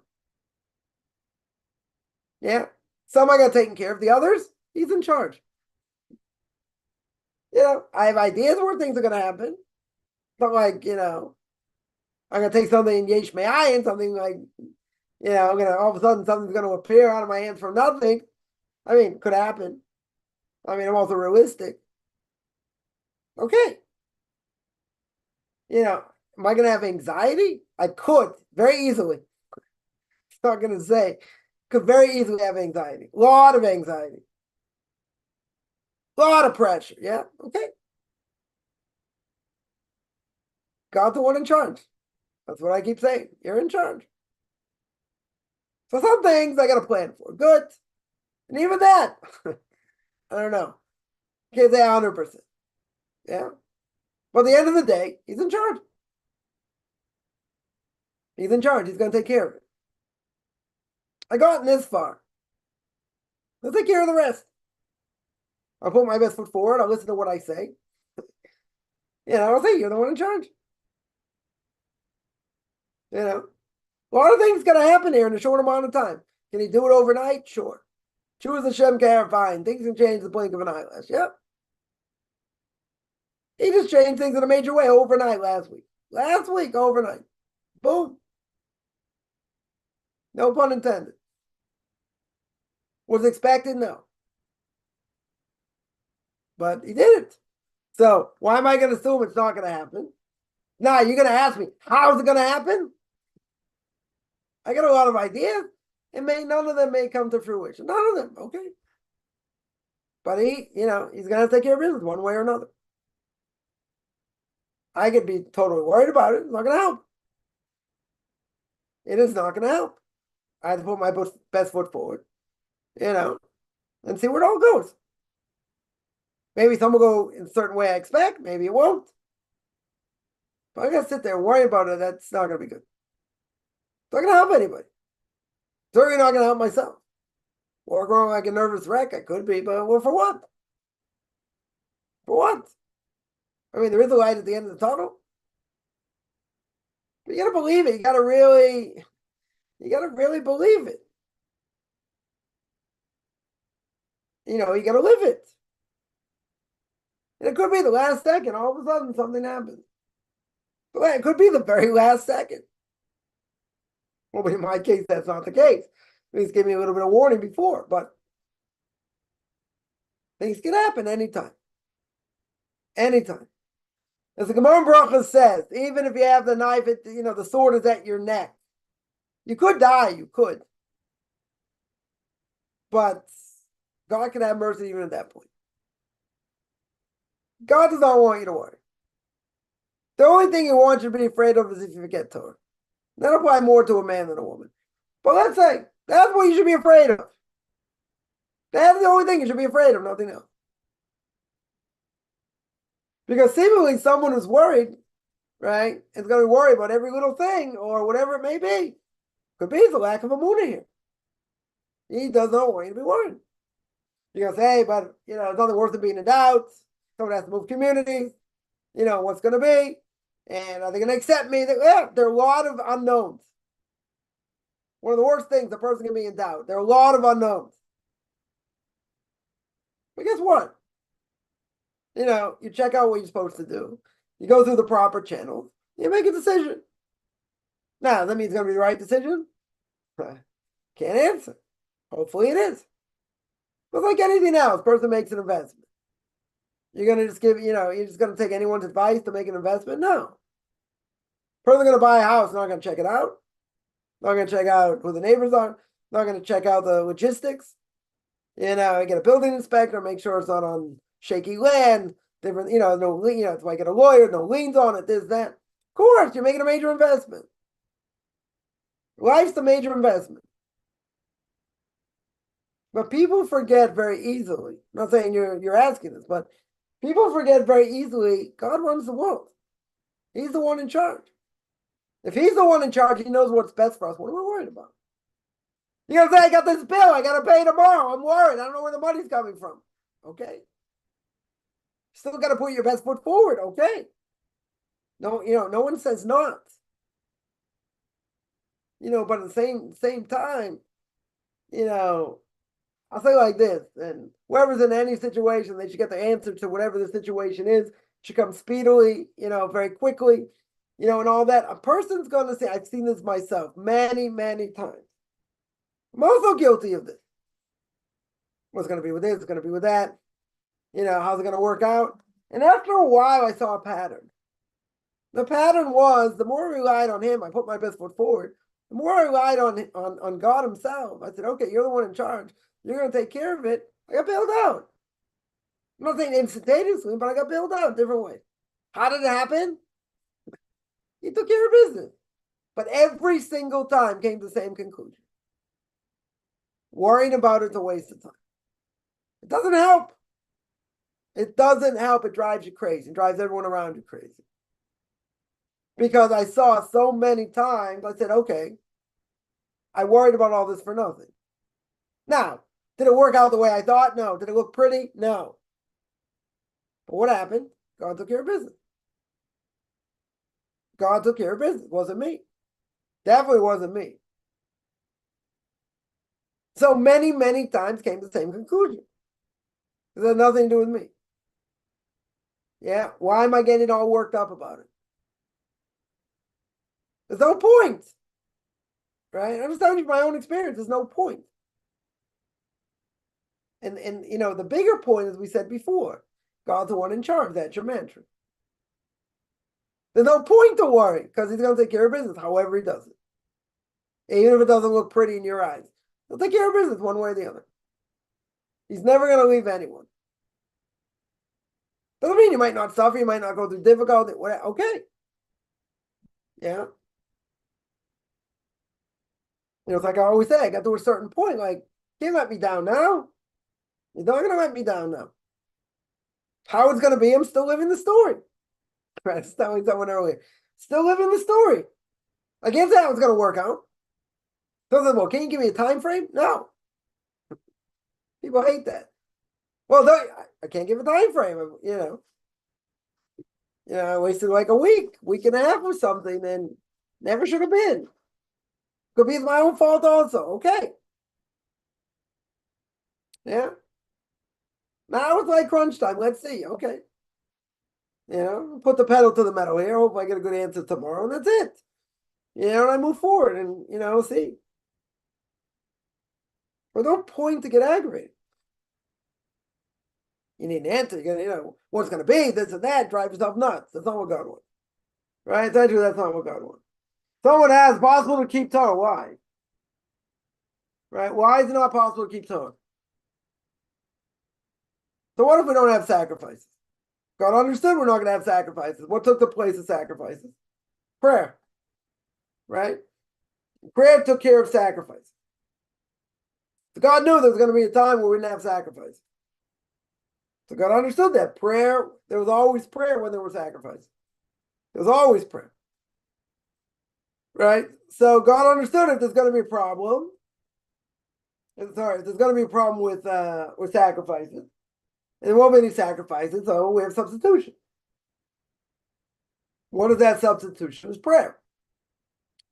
Right? Even though, a lot of things revolve around the temple and sacrifices and all that, that's true, but that's not the entire Torah. Making blessings over food has nothing to do with, the temple in Jerusalem. I mean, grace after meals does, but the after blessing of grace after meals does. Every other blessing has nothing to do with whether the temple exists or not, right? Shabbos doesn't matter whether the temple exists or not. Okay, you can't bring sacrifices. You're not able to bring sacrifices. True. That means I can't keep Shabbos. There are many mitzvahs that even if we can't do because the temple exists, does not nullify the mitzvah itself. And even, not speaking Lashon Hara, yeah? What does that have to do with the temple? Making blessings, what does that have to do with the temple except for grace after meals? Don't steal, what does that have to do with the temple? There are many things that the temple does not have anything to do with. Right? You can tell me, okay, if you stole, you'd have to bring a sacrifice. Okay, you can't bring a sacrifice today. Yeah, there's repentance. There is ever repentance. If we'd have to bring sacrifice, it'd be a different issue, but, we don't live in that world. Right? Question is, what's a lot of replace in temple all my daily prayers? Right? What's the answer? Prayer was always at the same time as temple sacrifice. Yeah. In other words, when sacrifices were given, there was also prayer. Prayer evolved after the destruction of the temple. Now, some people say, prayer took over and it was never there before. Not true. Definitely not true. There was always prayer at the same time. Wasn't as organized. People said more, people said less, different things, very good. But now that I don't have sacrifice. Prayer took place of that, but prayer was there all the time. Right? Prayer was there all the time. So what's the question? Sacrifice, we pray 3 times a day. What does that correspond to? Sacrifice. Doesn't mean when the sacrifice was given, there was never prayer. I mean, if that's the assumption you're making, it's the wrong assumption. There was always prayer. Right? Again, some prayed more, some prayed less. The whole development of the temple service I'll speak about. I speak about prayer and conversion classes. But essentially, prayer was there at the same time. It wasn't like prayer came out of nowhere. But now that you don't have a temple, what do I have left? I have prayer. Right? One of the things we pray, by the way, in the additional service in Musaf on festivals, the fact that I don't have a temple. I can't bring sacrifice. So you see, prayer is equivalent of doing that. Some say maybe prayer is even greater to a certain extent. Yeah, difference of opinion. But it doesn't really matter. Prayer took a major role here. Major role. Come out of nowhere. It's all like, all we had was sacrifices, nothing else. Prayer was there at the same time, for sure. It just, it wasn't necessarily as organized. There wasn't as, people said more, people said less. Whatever it was. but prayer was definitely there, so it's not like it was never there. Right? That's what I would say. All right.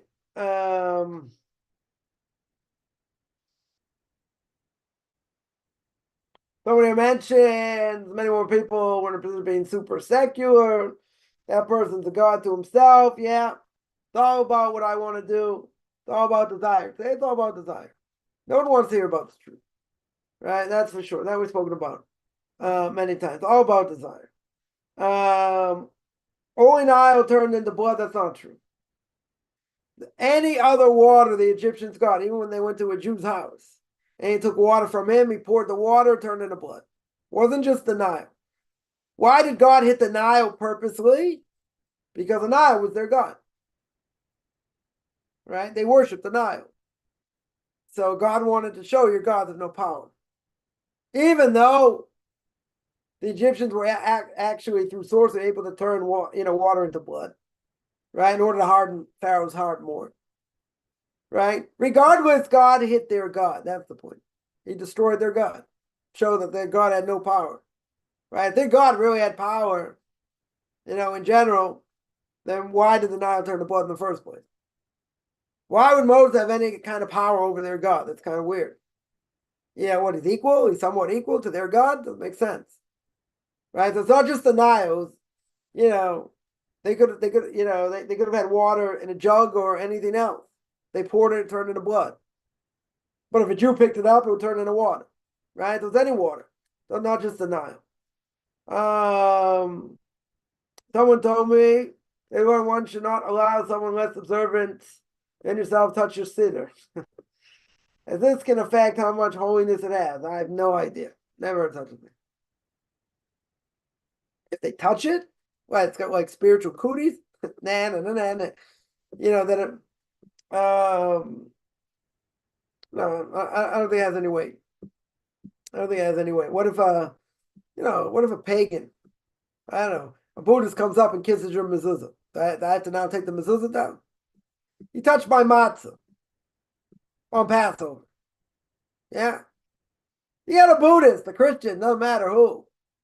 They touched all my matzahs. What does it do? Nothing. Has no effect. No effect. So if I ever heard such a thing, they touch your sitter, well, what should it affect? Why should it have any effect? I can understand touch your wine, different issue. You can buy a secular, right? The wine's not cooked. That I can hear. Yeah, but touch your prayer book, touch your tefillin. Whether they touch your phylactery, your tefillin, has any effect? Shouldn't have any effect. Should not have any effect. Prayer book, anything else should not have any effect. Wine, it'll have an effect. Right? If it's not cooked. That'll have an effect. Right? You're right. It sounds incorrect. It has no effect at all. No effect. Someone here says, I heard a story that one man borrowed a sitter. Someone else who got it back. Started thinking moral things during prayers. I don't know.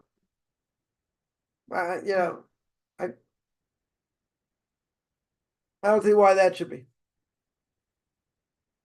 I don't think, I don't know. I don't know if it has any weight or not. I don't know, maybe, there's some people say it will, Kabbalistically, maybe it can have an effect. It can, they can put let's say someone, I could hear someone put an incantation, said some sort of, I don't know, incantation or something, or through sorcery, that I could hear. But in general, someone touching your book, I don't know. Yeah, it sounds very far-fetched to me. Very far-fetched. Someone asks, one second here. Somebody asks, what free will do we have if Hashem is in charge? You have little. You still have free will. You can choose to shut me off right now. That's not your free will. A Jew decides right now they're going to eat a ham sandwich. They don't have free will. Free will is a big topic. I'll just say, person has limited free will. God is in charge. Yeah. God is in charge, but guess what? Even if you would say God has a plan, everything's in the hand of heaven except fear of heaven, right? That's what the Gemara says.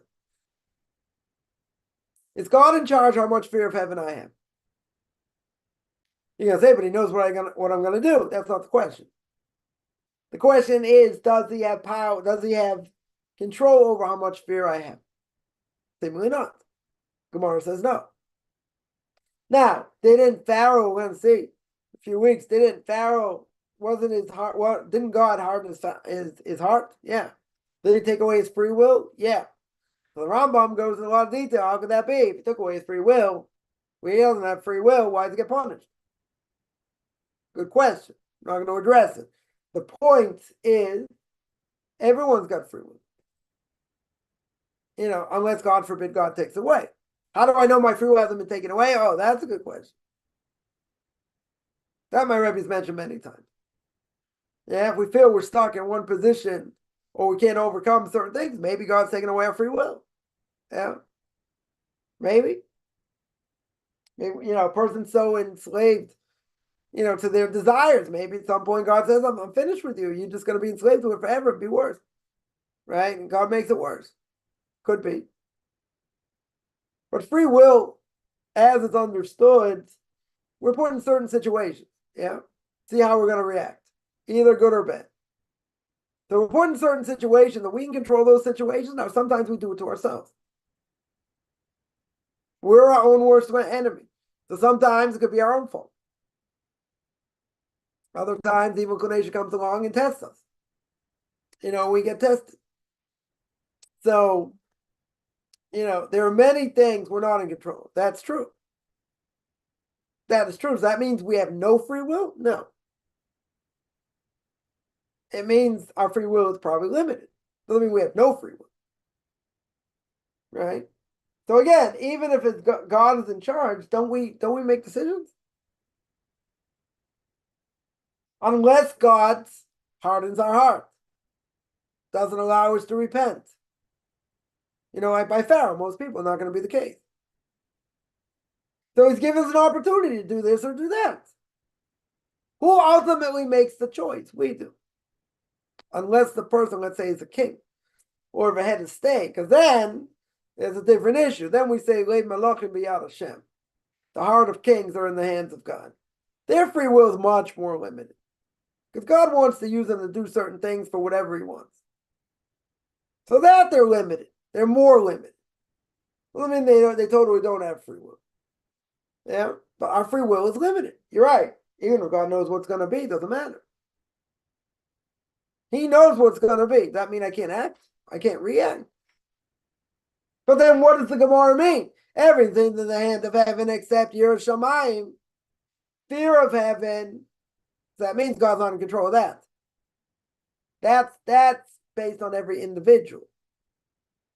Now, doesn't God know what you're going to do in the end? Yeah, but he's not in control of that. That goes through us. So imagine we choose how to act knowing good and bad.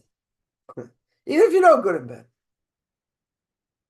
Even if you know good and bad. Does that mean you always make the right choice? Most people today don't know the difference. But we know better. We know what's right, what's wrong. 100%. Yeah, at least we should. According to the Torah. Very good. Does that mean we always do the right thing? Right? We choose to act whether it's good or bad. You're right. Does God want us to act bad? No. We need to choose good. You're right. Do we always knowing what to do? I always say 97% of the game. Yeah, most people don't even get that far because they don't know what to do. They don't know the difference between good and bad in general. Yeah, we should, but I'm asking a different question. My question is, even if you know, why don't we always act good? What's the answer? Because we have an evil inclination. The evil inclination destroys us. So knowing what to do and doing it, the mind to heart disconnect, totally different issue.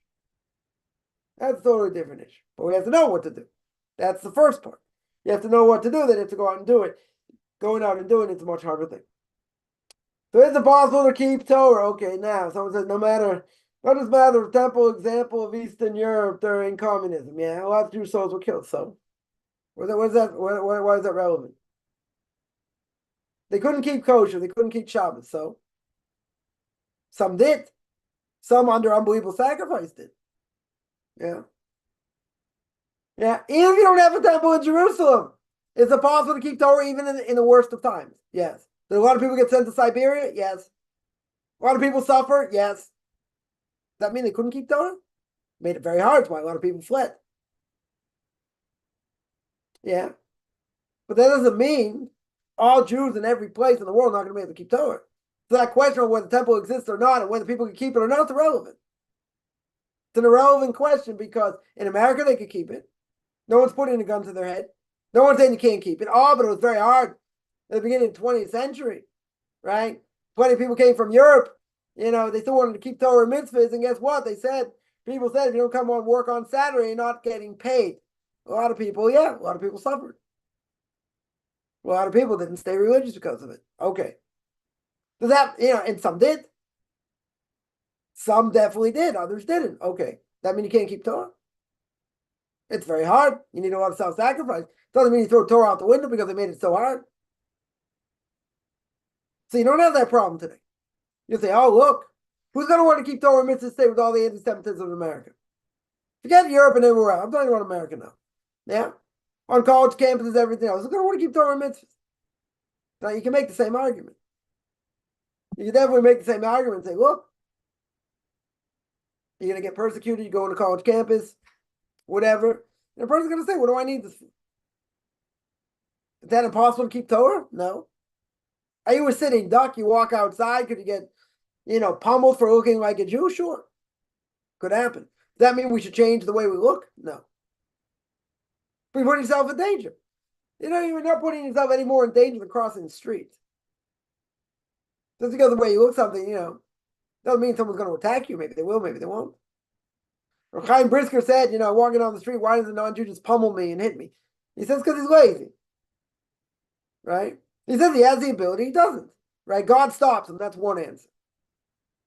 Right? God stops him from pummeling me. Very good. He goes, there's a second answer. What's the second answer? He's lazy. He could do it, he just doesn't. He doesn't. Right? So all over the world, you could say anti-Semitism is on the rise and that, so our free will is taken away. I shouldn't be able to keep Torah mitzvahs because I'm afraid, what's going to be. And I might lose my job and people may say things and might get beaten up. Yeah, there are a million reasons. A million reasons why. So what? Well, that has no relevance to anything about keeping Torah mitzvahs. You have to keep it anyway. And the communism, was it really hard? Yes. We lost tens of thousands, millions to communism. Yeah. And look how many millions we're losing in America and other places to desire, to want to fit in. Yeah. That's just as bad, if not worse. Why do I say it's worse? Because we're doing it to ourselves. No one's putting a gun to our head to do it. So anyone who stays religious today, it's a miracle. I don't think there's any question. Yeah, no question. But if you make it so easy, to assimilate. Yeah, and they're just telling you, be like us and this and that. They're not brought up with anything Judaism. What's worse? Tell me what's worse. Putting a gun to your head not to do it or doing it to yourself? You can say they're both worse. Very good. Right? But if you're doing it to yourself, no one's pressuring you. No one's dogging you for being Jewish, per se. Putting a gun to your head or whatever. You're doing it to yourself. You say, maybe someone's doing it out of fear. Maybe. Most people have nothing to do with it. Most people know about being persecuted or whatever. They don't want it. It's all about desire. It's all about desires. I would say, my opinion for what it's worth, I would say this 10 times worse. What hit me, your Mach Shemoy, V'zichro, may then be brought out, may rot wherever he is. Yeah. What he did is nothing compared to what we're doing to ourselves. What's going on in the States and other places, spiritual Holocaust. Spiritual Holocaust. No one's forcing us to do anything. And everyone's just throwing their pedigree, their lineage in the garbage. For what? Desire. A little bit of fun. That's what they're doing. They have no connection to Judaism at all. So forget about Siberia, forget about communism, forget about all this stuff. Doesn't matter. When you do it to yourself, because you want to give your kids a better life and this and that, you do that, that's worse. It's a lot worse. But that takes away a person's free will also. Right? No one's putting your gun to your head. And you're like, oh, see, how can they keep Torah mitzvahs putting a gun to your head? And what if they're not putting a gun to your head? And it's 85%, 90% into marriage in other places. So what's the answer to that? I'll tell you what the answer to that is. You're doing it to yourself. That's worse. So you could ask the question on that end as well. Somebody asked, how do you define free will? Very simple. Free will means I get an opportunity to do whatever I want in the situation. Right? Choose an apple and an orange. You want to use that as an example? Okay. Yeah? I can eat an apple, I can eat an orange. I can eat a ham sandwich right now. You say, but I'm not in the mood for a ham sandwich. Doesn't matter. I can eat something totally forbidden if I want. Doesn't change anything. Yeah, we have a choice. Every person's given an evil inclination, right? We thank Adam and Eve. Thank great-great-great-great-grandparents Adam and Eve. Yeah, that's what they brought to the world.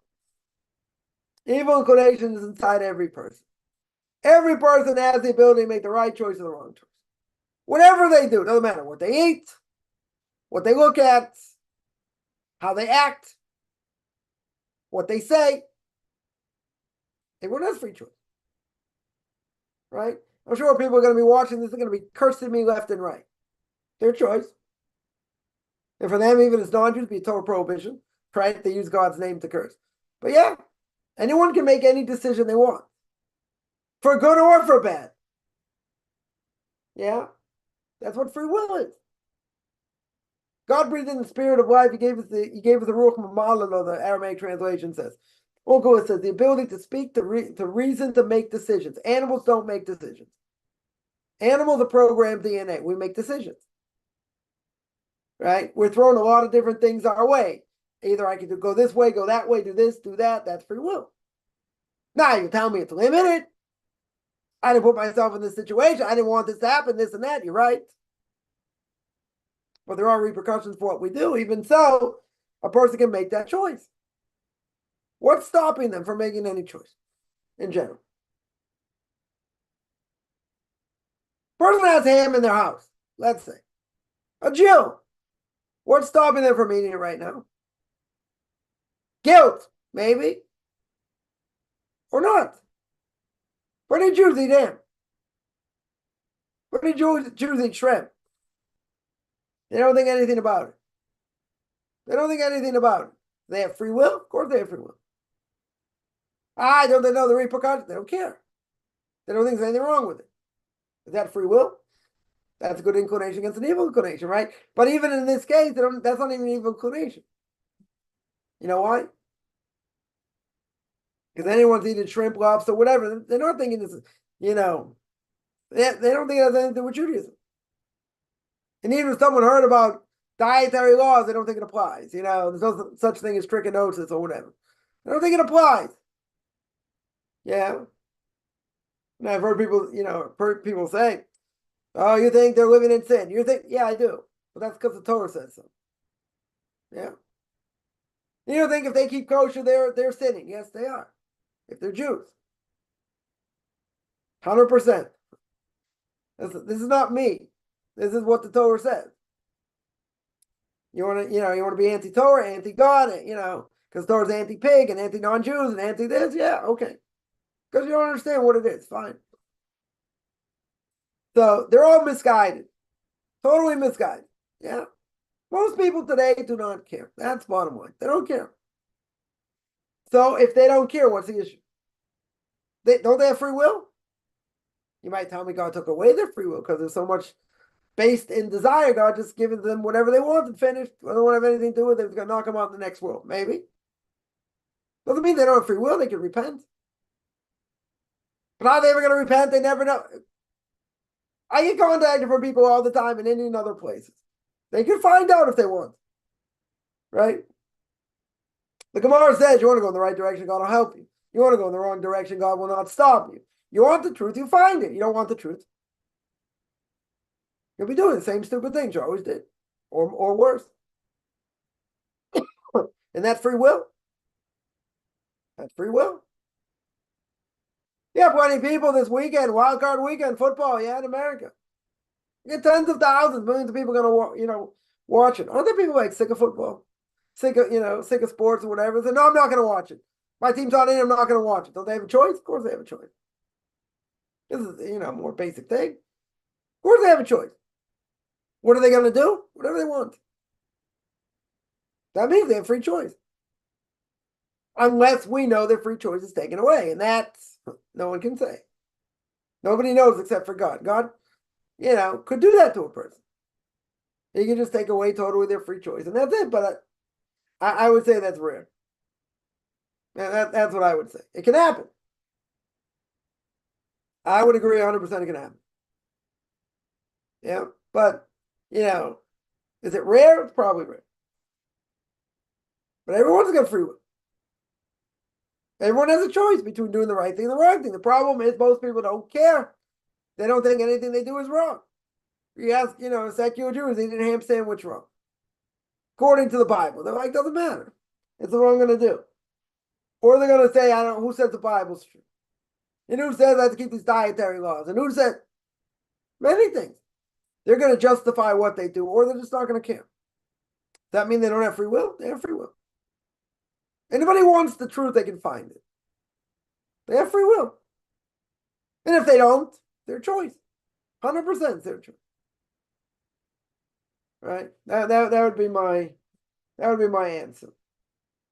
Yeah. Any other questions?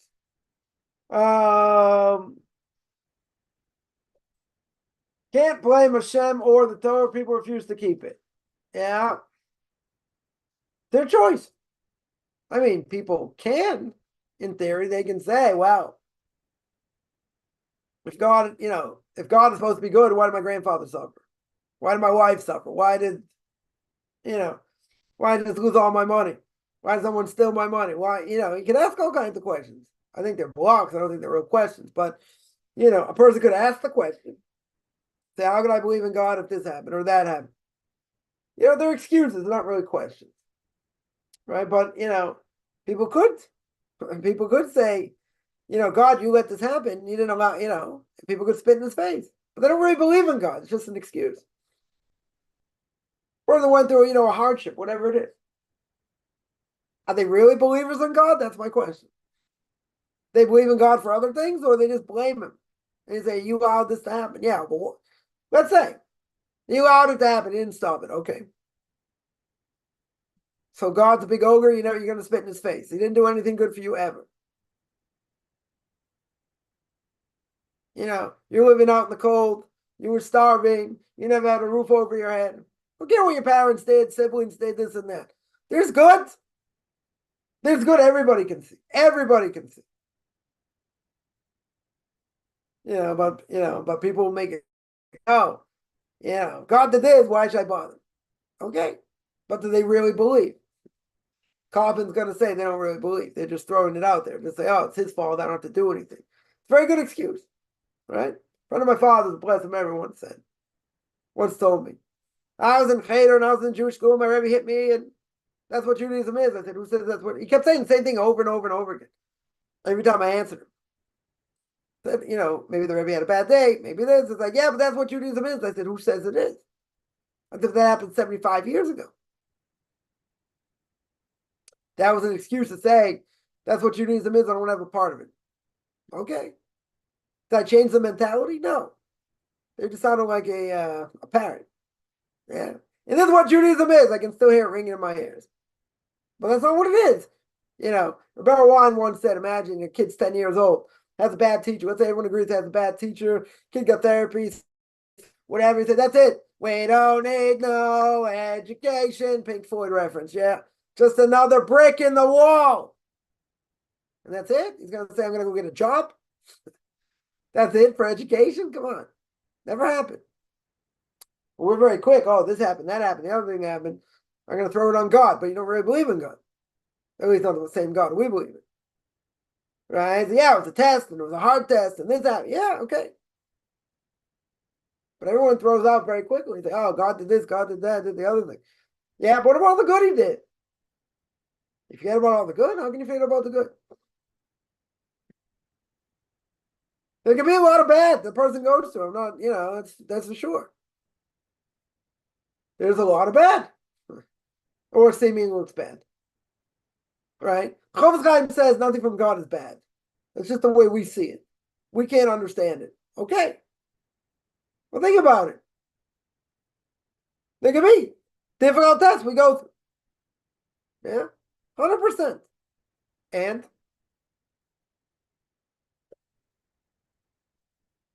that's it. We have difficult tests. We forget about the good. There's a whole bigger discussion I'm not going to get into now, but we forget about the good. Kaufman's law is write 20 things you're thankful for. 20 things, write it down. That you're thankful for. And then when you're feeling not thankful and things are hard, go look at the list before you burn it. A million things to be thankful for. Yeah, we forget very easily. Very easily. Most people are living in winter right now. Very cold out, rainy, snow, this, that. We're not living on the streets. Even if you don't own your own house, doesn't matter. You got food, you're not starving. Sometimes you're eating better, sometimes not. Okay. These are pretty important things to be thankful for. Health. Let's say you got health. You got health. That's a huge thing. Some people more, some people less. Okay. Alternatives are always worse, we always say. You wouldn't be here. Might be a good thing. You wouldn't have to listen to me. Yeah. Persons, however old, and they're healthy. That's not a simple thing. Health is not something to be taken for granted. We take it for granted. Definitely take it for granted until we're sick. That's what it is. Right? We complain all the time. This isn't good. That's not good. What about the good? What about the good? We forget. We forget. We just want everything to go smooth. We don't want any problems. I was telling someone last night, I had someone tell me, said, the light bulb's out. I said, yeah, I see that. Why aren't you going to get it fixed? I said, yeah, I'll get to it. Have to go to a store, get a light bulb, whatever. They're all like bent out of shape. They're like, the light bulb's out. I said, I heard you. I understand the light bulb's out. You see there's light here. It's not like it's flickering or whatever. It's annoying. Okay, I'll get to it. People are like, crazy. Light bulb goes out, fix it. You're right, I'll get to it. And the most important thing in my life? No. I'll take care of it when I get to it. Not rushing out now. I got other things to do to get a light bulb. When I'm out, I'll get a light bulb. Okay? What's important in life? It's like we said before. Am I going to worry the light bulb's out? It's out. Okay. So that room has a little bit less light. Okay.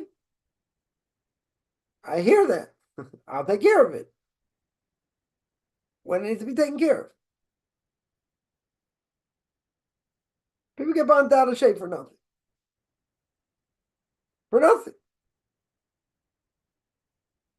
But at the end of the day, as we said, people are very quick. They're going to blame God for this, that, and the other thing. And even if he caused it, what do they really believe? How do they believe God runs the world? Maybe they had it coming because of something they said or they did. Maybe. Nobody wants to hear that. I was riding my bike and, skidded, whatever, got thrown, broke all these vertebrae, whatever. What do you think that's because of sin? Well, it depends how you look at the world. If you're an expert rider, or supposed to be, so, I got carried away. I was going too far, too fast, or whatever, down this hill. I couldn't, and I took a sharp turn. And okay, so you blew it. You made a mistake, right? You're going to say you made a mistake and you caused. But we believe you made a mistake because God wanted you to get hurt. That's why you made a mistake. They're going to think about it. Prove it. Show me. There's a lot of material to read on the subject. But if God really runs the world and he's in charge, there's reward and punishment, and that's how he caused it. Yeah, could happen. But how do you view God, and how did it's like when I was interviewed in this article, hometown newspaper, about going to rabbinical school. So one of the things they actually got the quote right is that, I said, many people say they believe in God. I think it's a bunch of garbage. Why do I think it's a bunch of garbage? Because people say it. They believe in some supernatural being. Okay. What does that mean? Does he interact with us? Does he have any connection? Does he reward and punish? What does he do? Yeah. I think the outlook for a lot of people is very different. If they believe in God. I'm not saying they're agnostic, they have a doubt. I'm saying that they believe, actually, they say they really believe in God. But what's their definition? What is the definition? Yeah. Somebody asked dinosaur skeletons. Didn't God doesn't the Medrash say God made and destroyed worlds? They could have been part of that world. So you want to say, that world's billions of years old. That's how old this skeleton is, let's say. Yeah, not a contradiction of, but let's say God built and destroyed worlds. Could they be part of that world? Yes. Could they be part of the world that got destroyed by the flood? Yes. Why they look so old? Good question. The world's not that old, right? To go by carbon dating, how long has carbon been in the, one of the proofs against it is how long has carbon been in the universe? Calculated like 5,700 so many years, not billions of years. The carbon dating is also not precise either, right? So either you tell me they got destroyed by the flood, that's what happened, even if they existed, or you can tell me another possible reason is they lived during different era, not in this world. Not part of the world we know it. Let's say. Because God was busy building and destroying worlds before he created this world. Could they have been part of that world? Yes. That could be the answer. One possible answer. Or two possible answers. Yeah. Any other questions?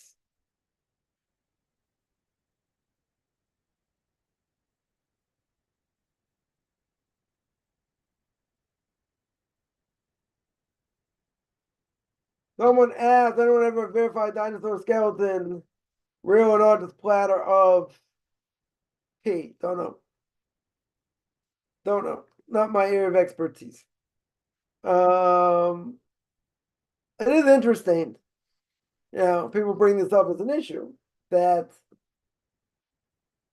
I think most people, a lot of these questions are non-starters, but because they're just thrown out. See, age of the universe. Age of the universe, and you say it's only 5,700 years old. Yeah. Yeah. So they ever discovered it? I don't know. That I don't know.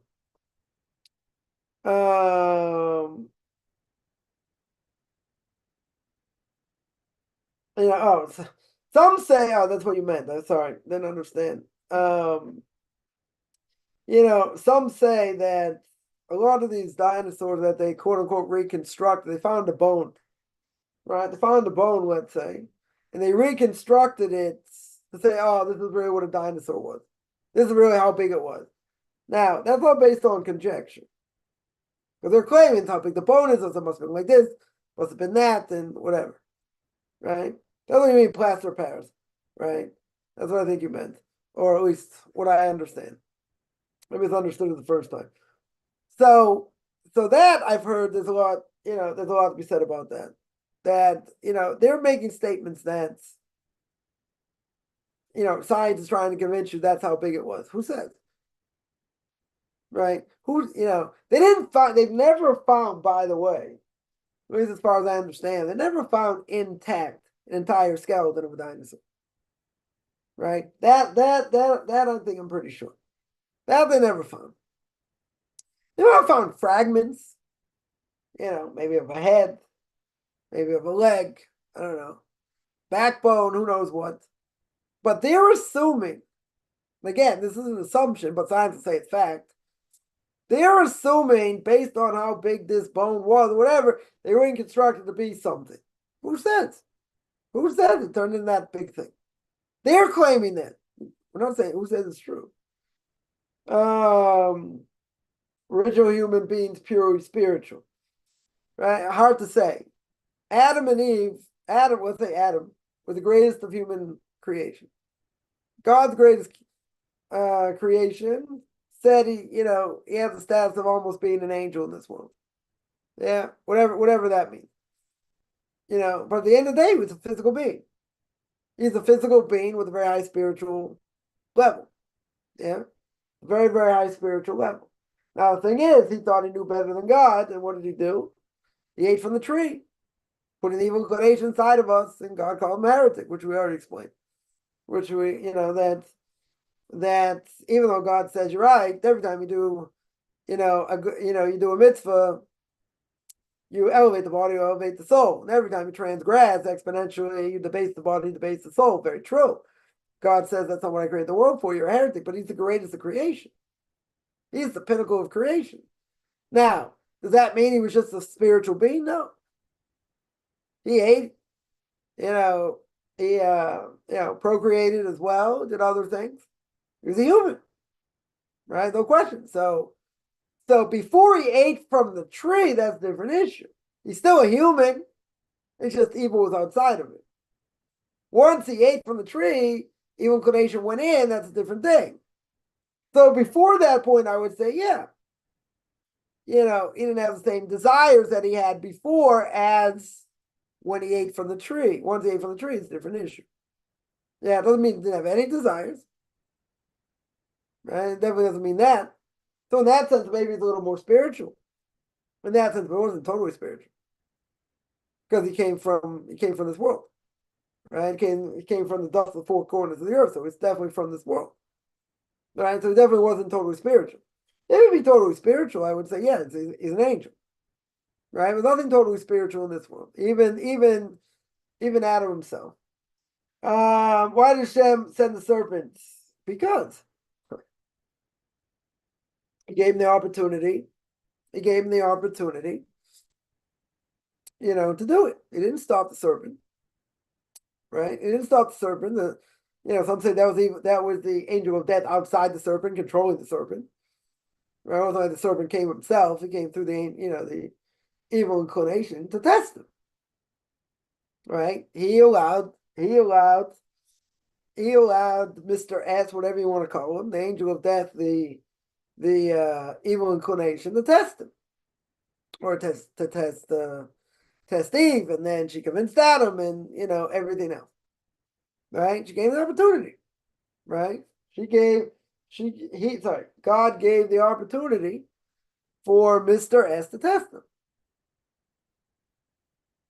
Right? Why test him? Because this world's a place of tests. God gave him one test and he failed. Right? Brought that to the world. Right? Which is very bad. But the whole point of, creating this, creating Mr. S and all that is to tempt man. So forget Adam and Eve. You can ask him, why did he test us? What's the point of being tested in general? And what's the answer? To reach higher spiritual levels. That's the answer, right? That's a general answer.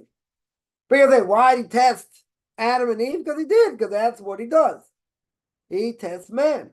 So they were the first man, and woman on earth. So, he had a very big interest in. Because if they don't eat from the tree, they go into paradise in the Garden of Eden, they do exactly what God said, he's dead. That force is gone. He knows that. He knows his time is up when God says his time is up. If there was no death and anything else, and man did not sin that way, then God's got no purpose for him. God's absolutely got no purpose for him. Yeah, so he knew. So he knew it. The partial answer. But the real answer is because he put him in the world to test man. That's one of his jobs. To test man and to take people. He's going to kill them. God's going to tell them when and where and what, but he's going to be the one to do it. He's God's messenger. So he tested him, gave him an opportunity to test him. Didn't he know what the repercussions were? Sure. He still allowed him to test him.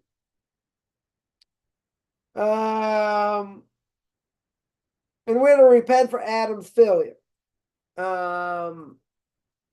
We are here.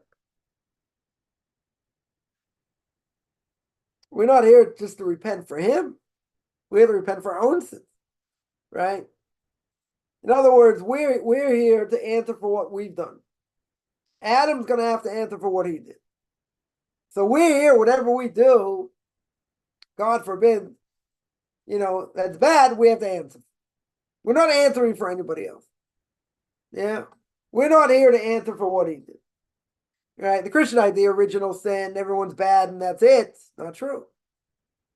Definitely not true by us. We get a clean slate when you're born. Even if your soul has to come back and it's reincarnated, different things, we get a clean slate. After we have a clean slate. Now, what we do with it's a different issue. Totally different issue. We're not here to atone for him. When we die, when everyone dies, right, it's brought down, they're going to see Adam first. And they say, because of you have to go through this process, he nods, that's part of his atonement. That is part of Adam's atonement. But we're not here atoning for his sin just by being here. We're here, if we do things wrong, we have to repent. But our repentance has nothing to do with what Adam and Eve did. Nothing to do with them. So death and evil will be removed at a certain point, yeah. That'll be removed after the Messiah comes. Right? Whoever's born will die at that point, and then the world will get destroyed, and then there'll be resurrection of the dead. But that'll stop eventually. Right? Well, at a certain point, right, probably after the Messiah comes and all that, no people will be born after that. Seemingly, they won't be born after that, or all the souls that come out, and that's it. Right? Then the world will last till the year of 6,000. After that, it's 1,000 years of, I don't know, I guess people floating around and whatever, and then you get after that you get resurrection of the dead, right? But at that point, probably after the Messiah comes, there won't be any. There might be death.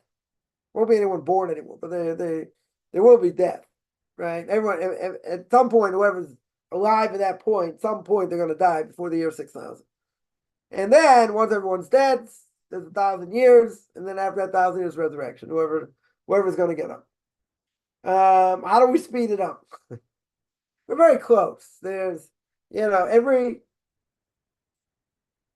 say like this, every good deed we do speeds up the redemption. Every bad deed we do stops it. Yeah, so we got to keep doing the right thing. The more good things we do, the better, the better off we are, and the closer redemption comes. We're very close anyway. But the only way to speed it up is through our good actions. That's the only way. That's the only way. Someone here mentioned the idea of a rushed Messiah. Right? We don't need to grow to a higher stature for him to come. No. We can be in a much lower level, the Messiah has to come either way. Right? Within the years, before the 6,000 years, which is another 200 some odd years, the Messiah is going to come anyway. We're at a very low level. That's the big miracle if we could even bring the Messiah. If greater generations than us, much greater, couldn't bring the Messiah, how can we? What's the answer? We're piggybacking on them. So we don't really have to do that much to bring the Messiah. Right? Essentially, we don't have to be in a high spiritual level. Right? I would say like this, whoever's going to survive, right? There's King David says in the book of Psalms, chapter 34. King David says, by speaking Lashon Hara, he says, Sur me'rav aseh tov. We should stay away from evil and do good. So my interpretation is staying away from evil. Any Jew or non-Jew stays away from evil in this generation, guaranteed to have a portion of the world to come. If they stay away from evil. Doing good, that's a bonus. I would say doing good is a bonus. Yeah. Stay away from evil, that's very good. You're already holding somewhere in the world. This is a very weak generation. But even in a very weak generation, we can still bring the Messiah. You don't have to bring it on such a high level. Because obviously, the highest, the greater the generation, they couldn't do it. How should we be able to do it? It's a good question. And the answer is because you don't have to be on a high level to bring it. We just have to do enough. We need to do enough in this cream puff generation to actually do it.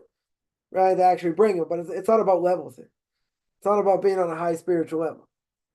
Because we're not even close, to previous generations. So we have to, even though we're in this cream puff generation, there's certain level we have to be in. Certain level, but it doesn't have to be such a high level. It does not have to be such a high level for that. Pre-buff generation, not my. I heard someone else say it, so I can't take credit for it. But yeah, any other questions?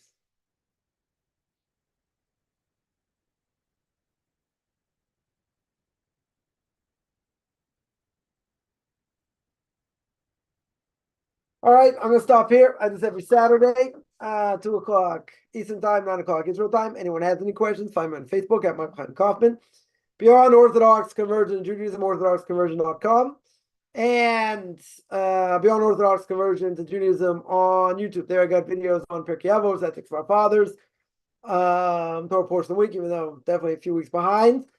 What else? Book of Leviticus, controversial issues. If you want to send me an email, rabbichaimkaufman@gmail.com, RBBICHAIMCOFFMAN @gmail.com, whichever good beginning of the day, middle of the day.